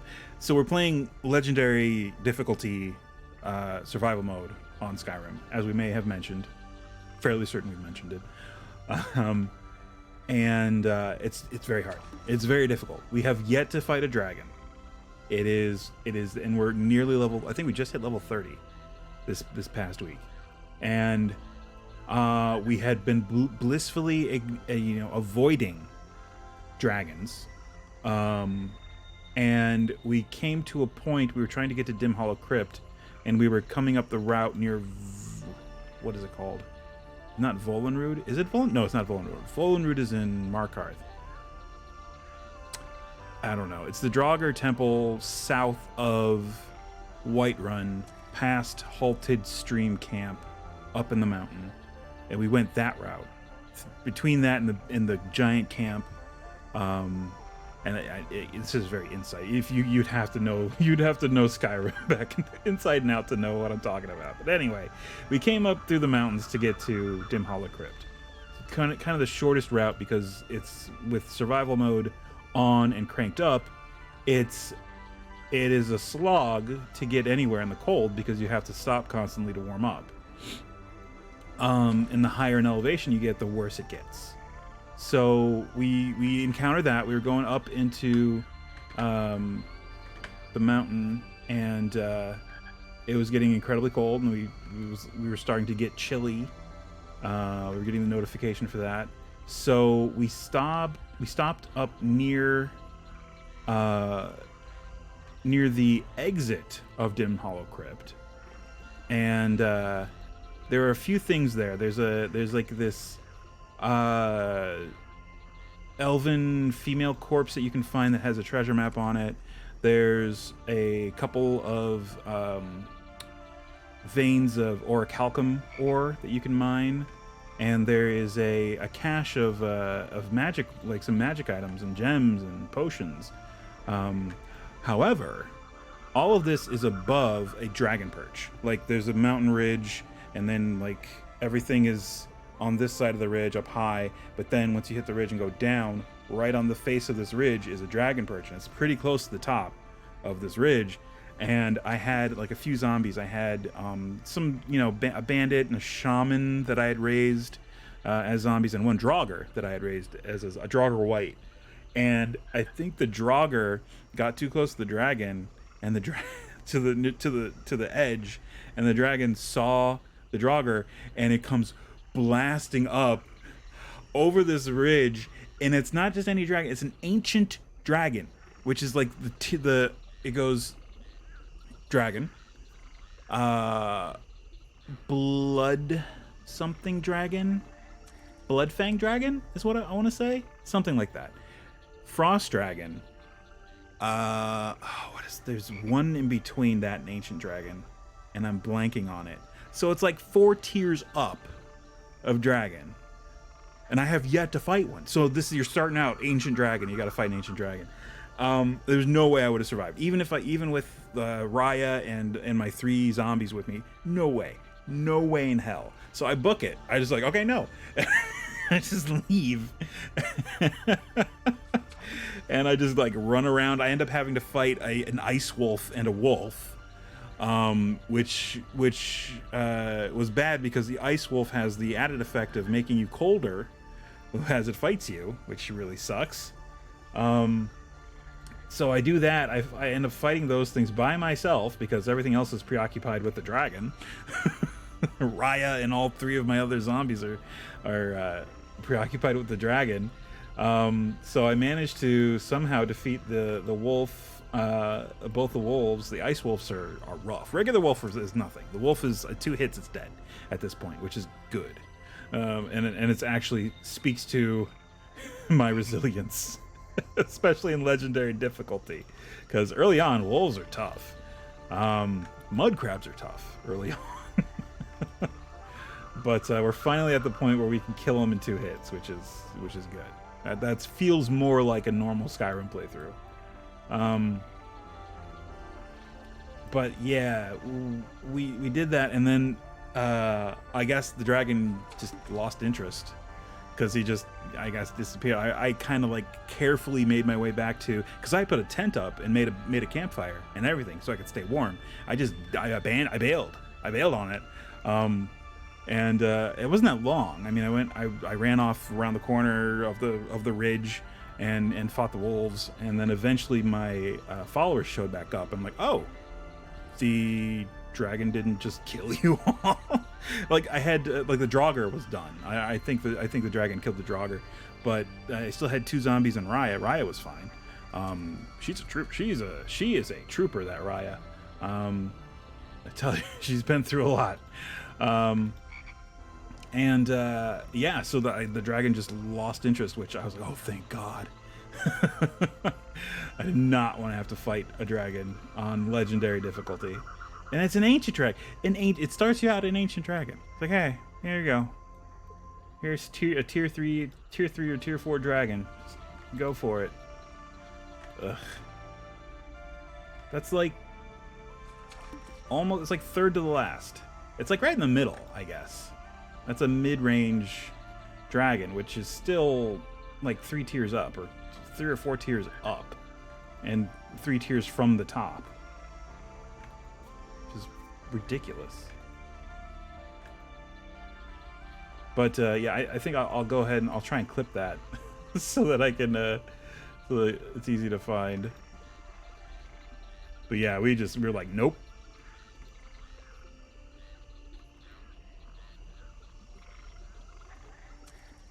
That game is getting easier, but still, we did still die twice last Saturday. It was during the same battle. We died twice, but once was because I was being stupid. The other time is because I was being careless. So, it was not a hard battle, really. The first time I was just being stupid. Second time I was just being careless. So, that was all on me. It was just me forgetting that it was on legendary hard mode for a second. It's like, oh yeah, no, I can't do that. It's something I can't really do.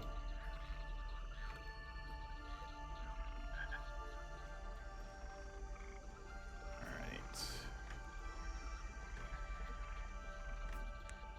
Whoop. Whoop. Whoop. Oh, we're hitting our... There we go. We were hitting our menu. I was like, why is it clicking?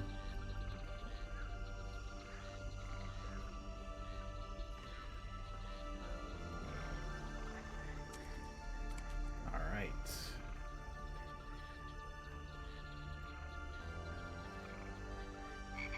Filling all those gaps. I guess that's done there.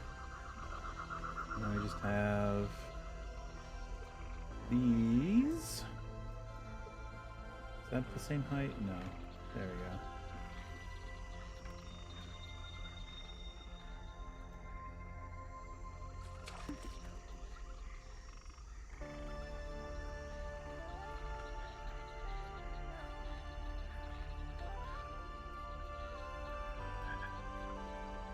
Ah, we lost our tile. Oh no. It's fine. There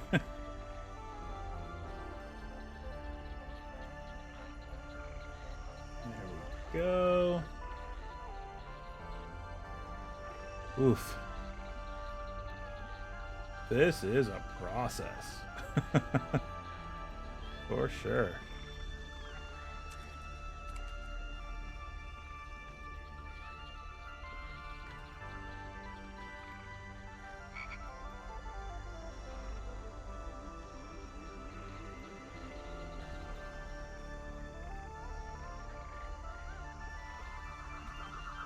There we go.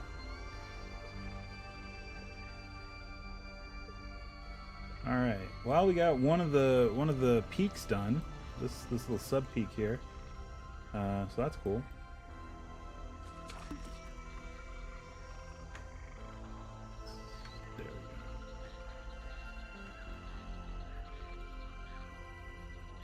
right.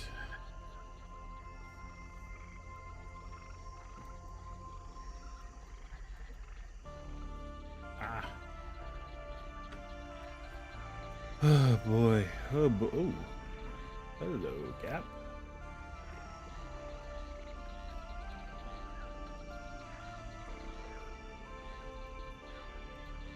Okay. Oh, found another one. There we go.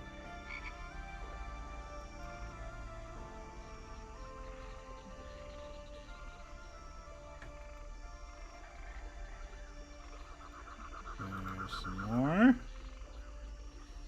Alright. You gotta, I guess looking at it from the flattest angle is really the best approach, because even the most narrow of gaps you'll be able to notice, like here. There we go.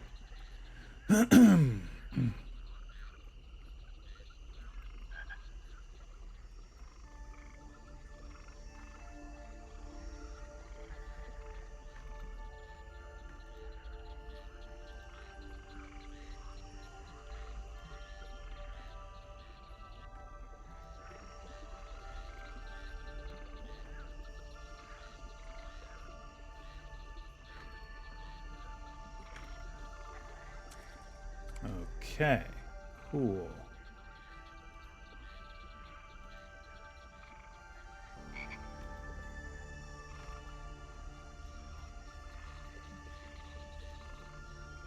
Ooh, ooh, ooh.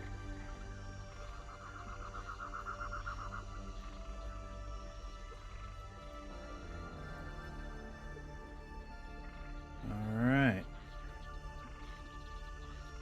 Coming along.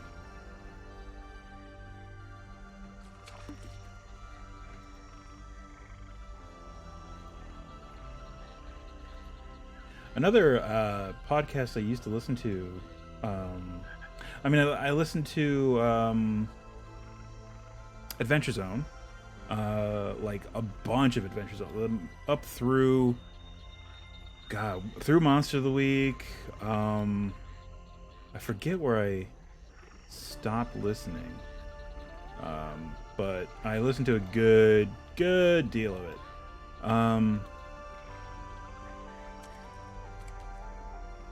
There we go.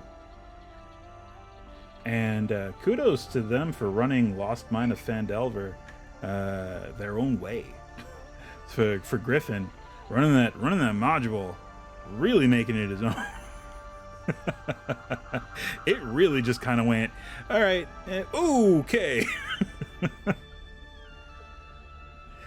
It became his own thing. I mean, once they left that module, it was really just a footnote in the overall adventure. It's amazing how different, how I don't even know how creative he got with it.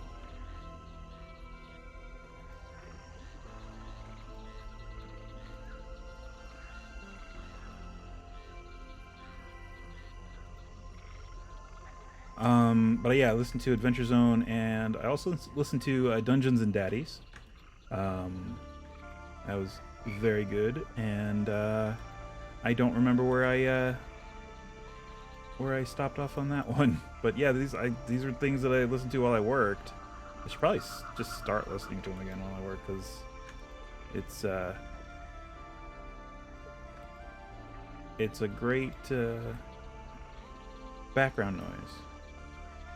Of course, background noise that I kind of have to pay attention to, but not so much that I can't work. I mean, if I can talk and do this at the same time, I can work and listen to that at the same time. I think I gotta rotate this thing.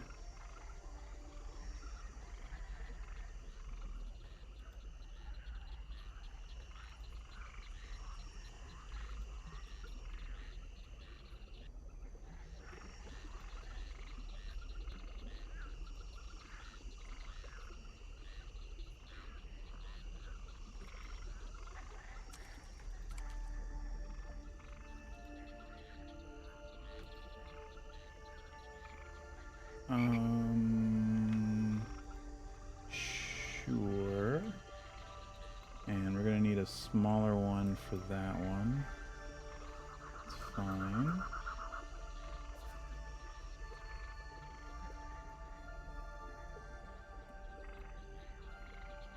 Okay. Whew. So many gaps. Yeah, well, we're making progress. It's slow, but it's still progress. I'm going to copy that. Let's fill in some of these. There we go.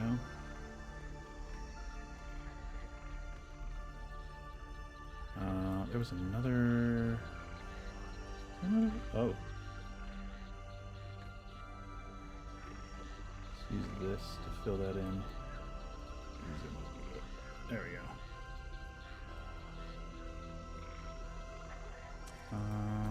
Wasn't there another 1x1 that needed? I guess not. All right.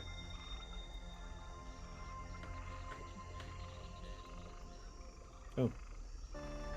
Boop. Get rid of that. All right.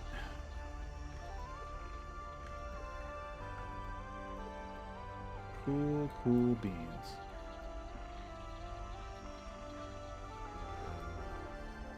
Just gotta fill this in to the top.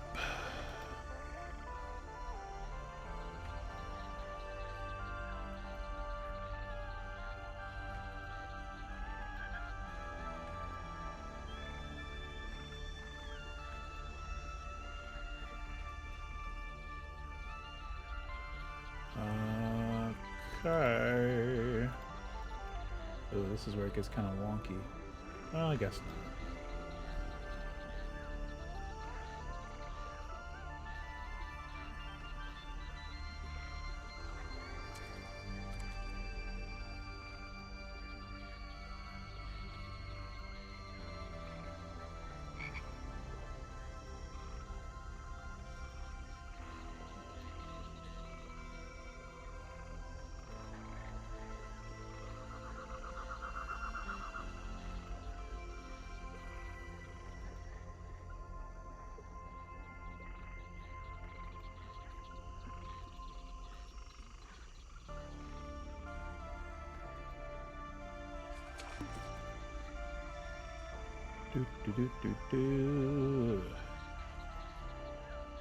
Yeah, there we go.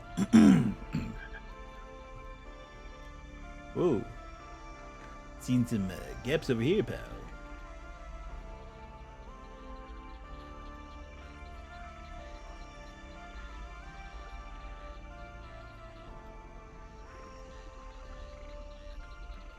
This is definitely a slow and steady kind of task. For sure. Oh, man. Ooh. Go into here.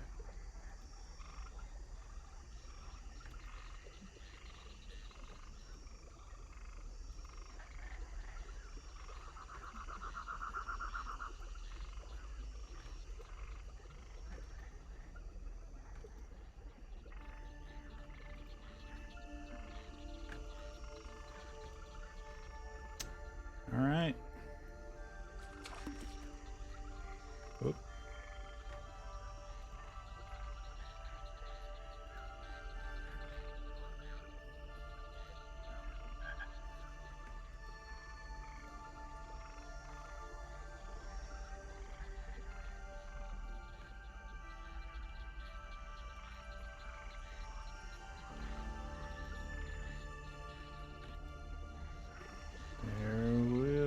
Go. Still got a little bit here, one there, and there. Oh boy, this is an undertaking. Tell you what. Oh man, I've been popping my back all week. It's like, ugh. Like earlier or last week, there's just like this spot in my back. I'm like on my right shoulder that felt like it had to pop, but I couldn't pop it. It's the worst feeling. I hate that. It's like, oh, just pop.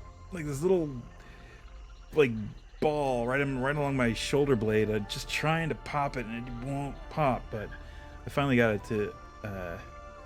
I actually had to use a like a neck collar massager to like release the tension in my neck, and then that eventually did it. Like, it wasn't right away.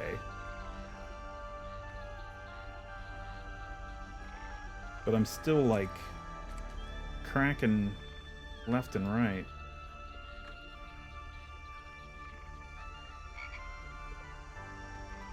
At least the shoulder's not an issue anymore.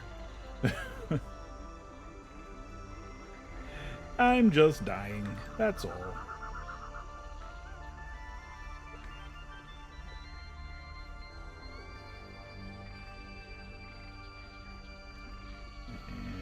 And right there. Okie doke. Whew. Bam. And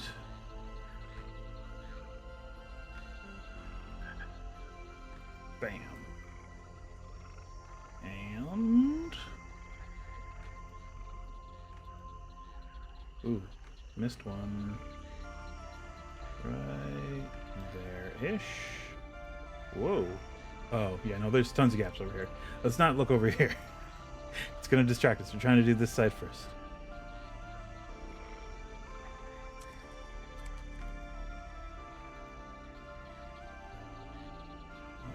Alright. Do I need to rotate this again?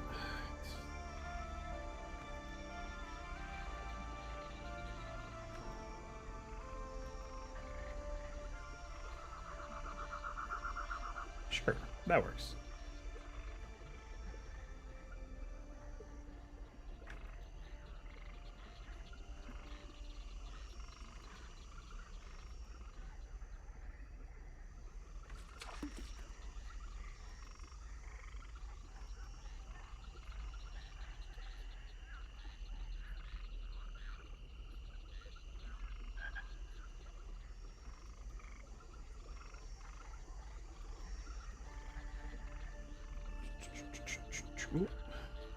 Down a little bit more. Filling that tiny little gap there.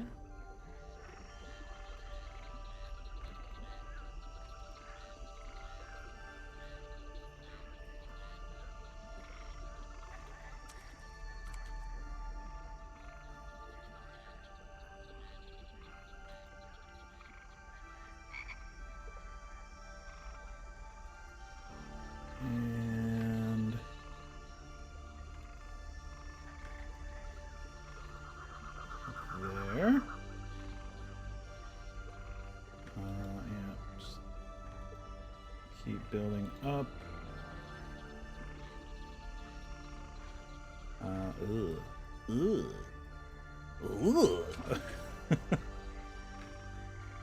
Seeing all these gaps over here. Jeez. Oh, interesting. Huh.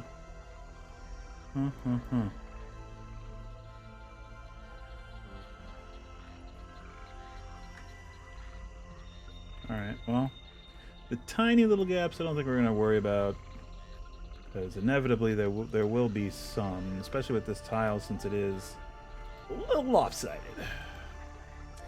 But, yeah, I guess this is fine.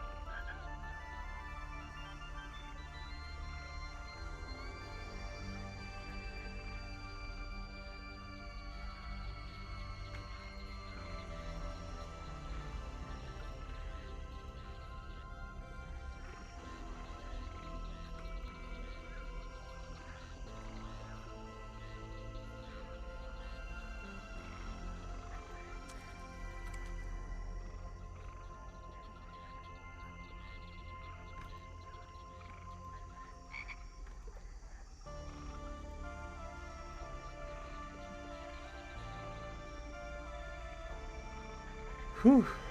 Well, I mean, we filled that side in pretty well. That's pretty good. Just gotta get these last few near the top.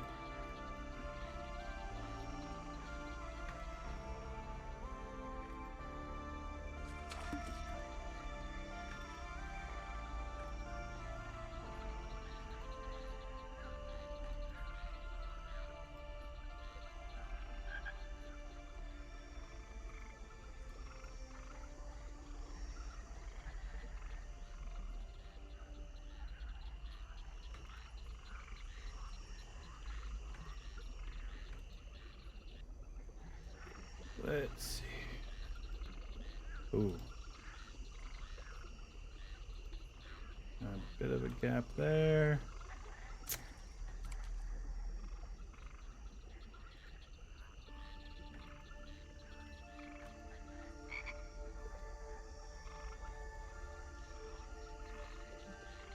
There we go.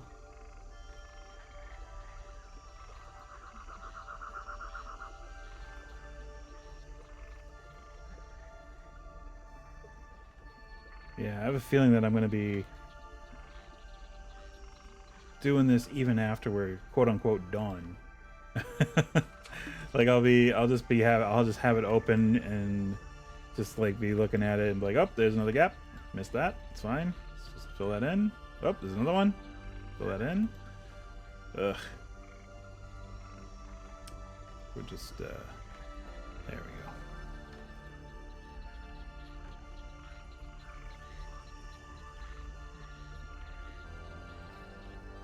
There and there. Okay. Whoa. Whoas.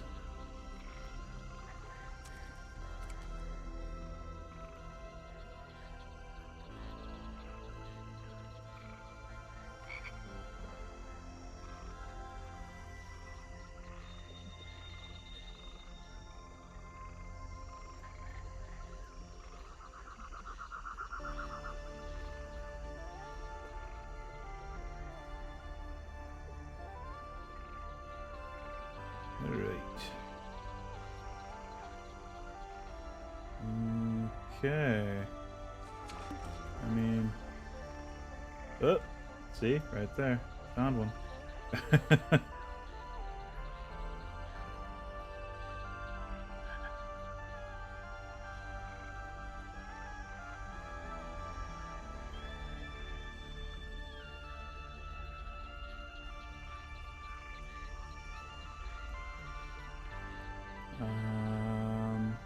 Not really. Yeah, I guess.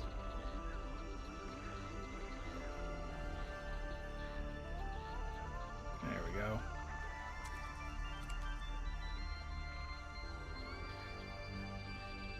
Just kind of scanning for any small gaps. I think we're pretty good on this side. Oh, see some here. That's for sure.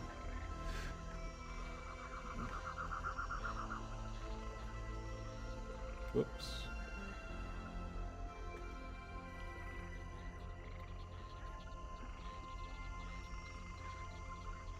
Oh, and down here.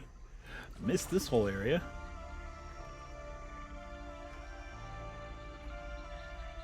Let's see, I guess start about there. Oh, and there.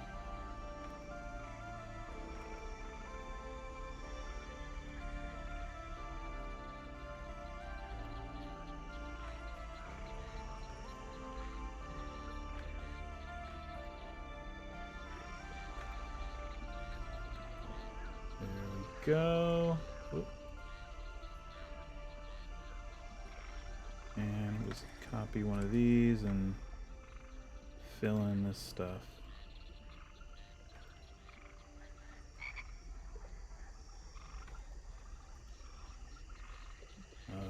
Okay. Same here.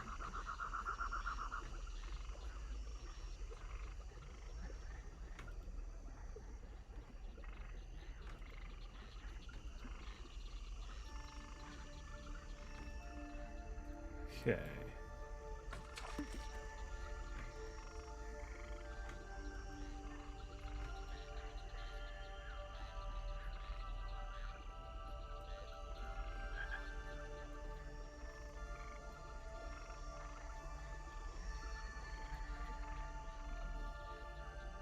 I saw. Oh, well, those are just very small. I think we're fine.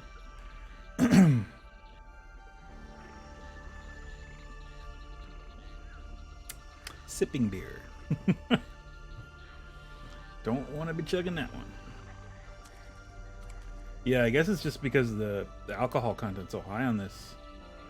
I don't know. It's just, I don't know if it's just mellowed.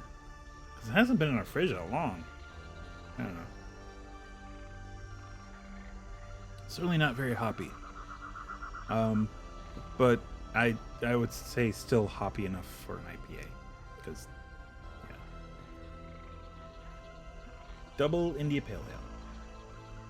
Or maybe, because I know Mosaic hops are... I mean, I know Mosaic hops. One of my favorite beers is nothing but Mosaic hops. But I'm not familiar with Sabro and Lotus, so maybe they're just a little more subtle.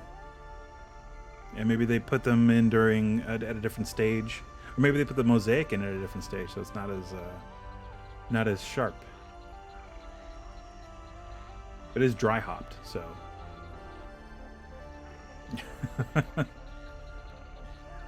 I can't remember if that's an extra stage of hopping or an alternate way of hopping.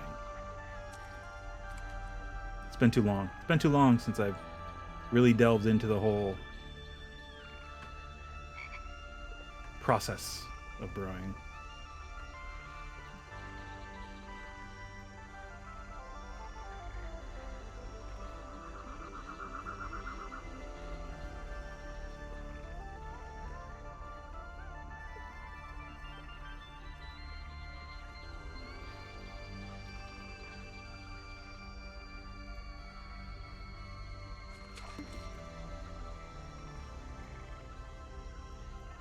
Alright, I think that's pretty good for this week.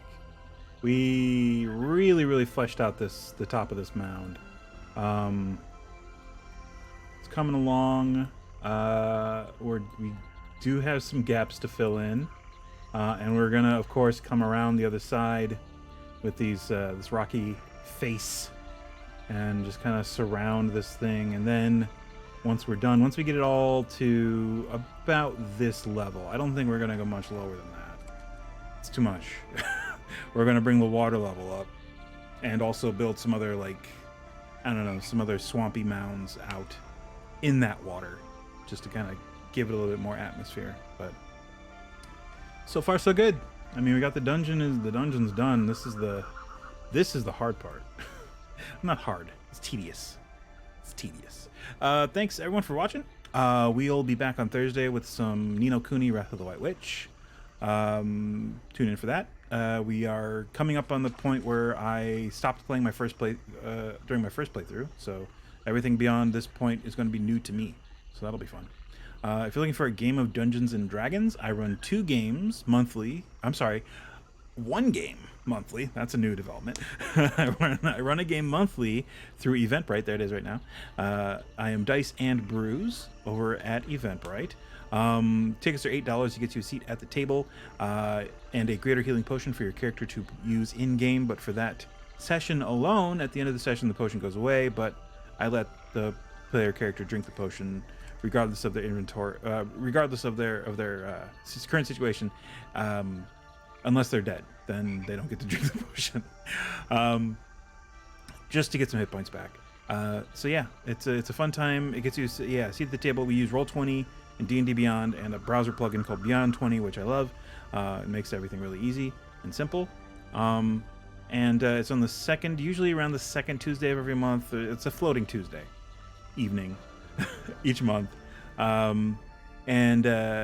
Yeah, check that out if you're interested over at Eventbrite. Just look me up on Dice and Brews, or you can look me up through my website, dicebrews.com, where I'll have information about my monthly game and also about private games, if that's something that you're interested in and something that I do. I have one private game that I'm currently running, and it's a lot of fun. We're having a blast. Stay tuned, because pretty soon locally, if you're in the northern Chicago suburbs, Rogers Park area, West Rogers Park, Rogers Park area, I will be running in person game, hopefully, maybe, depending on how things pan out with the whole mask mandates and everything like that. Starting in September, the second Tuesday, or is it the second Tuesday? I think it's Sunday. Sorry, second Sunday of every month, starting in September. I'll be running a one shot at the Best Coast Comics in the Rogers Park area. So if you're interested in that and local, you can check that out. The D&D meetup. Just helping out Terry Gant. He runs the comic shop there, and he needed somebody to run games, so I'm gonna do that if things work out. So yeah, if you're interested and you are local, it's a way to get them some games. It's not going to be a campaign or anything. They're just one shots, and it might be the same one shot every month. I probably not. I'm going to mix it up, but I have enough. I think I have enough one shots to at least do like a 6-month cycle. Just like 6 one shots, one every month, and then start over again every 6 months, and yeah. So yeah, if you're interested and local, again, you can check that out. I don't know if he has the information for that up on the meetup, but yeah, I think we're waiting to see if it's actually going to be a thing. So yeah, if you're looking for a non-D&D game to play over video chat with your friends and or family, check out tourguidegames.com. They offer on-demand, professionally led TTRPGs for you and your friends and or family. All you need is a smartphone. You don't even need dice and pen and paper, because your tour guide is more than happy to do the dice rolling and note-taking for you. And even then, there's not a whole lot of that required. The games are very rules-light and easy to learn and fun to play over the course of a few hours. Games like All Out of Bubblegum, Time and Temp, Project Ninja Panda Taco, Lasers and Feelings, Guild of Orpheus, Project Honey Heist, not Project Honey Heist, just Honey Heist, Fiasco, and Scream. Some of the games that they offer there. So if you're still social distancing, or if you've moved recently and you want to reconnect with your game group over the distance, this is a great option for that. Or if you are a business and you need a team building exercise for your crew, this is also a great option for that. They do offer business-to-business service. So again, check them out over at tourguidegames.com if you're interested. Everybody, please stay safe, wear a mask, wash your hands, don't touch your face while you're in and about, social distance whenever possible. The mask goes over your nose and mouth, both at the same time. Be excellent to each other, and check in your area to see if you're eligible for for the vaccination. It is free, and it is the considerate and responsible thing to do at this point. We will see you hopefully on Thursday, when we're going to be playing a weird sort of Pokemon game. And I say that having never actually played Pokemon. So, see you then, hopefully. Bye-bye. Hey, what's up? If you enjoyed this video, be sure to hit the like button, and also hit the bell if you want to know when I post some new stuff.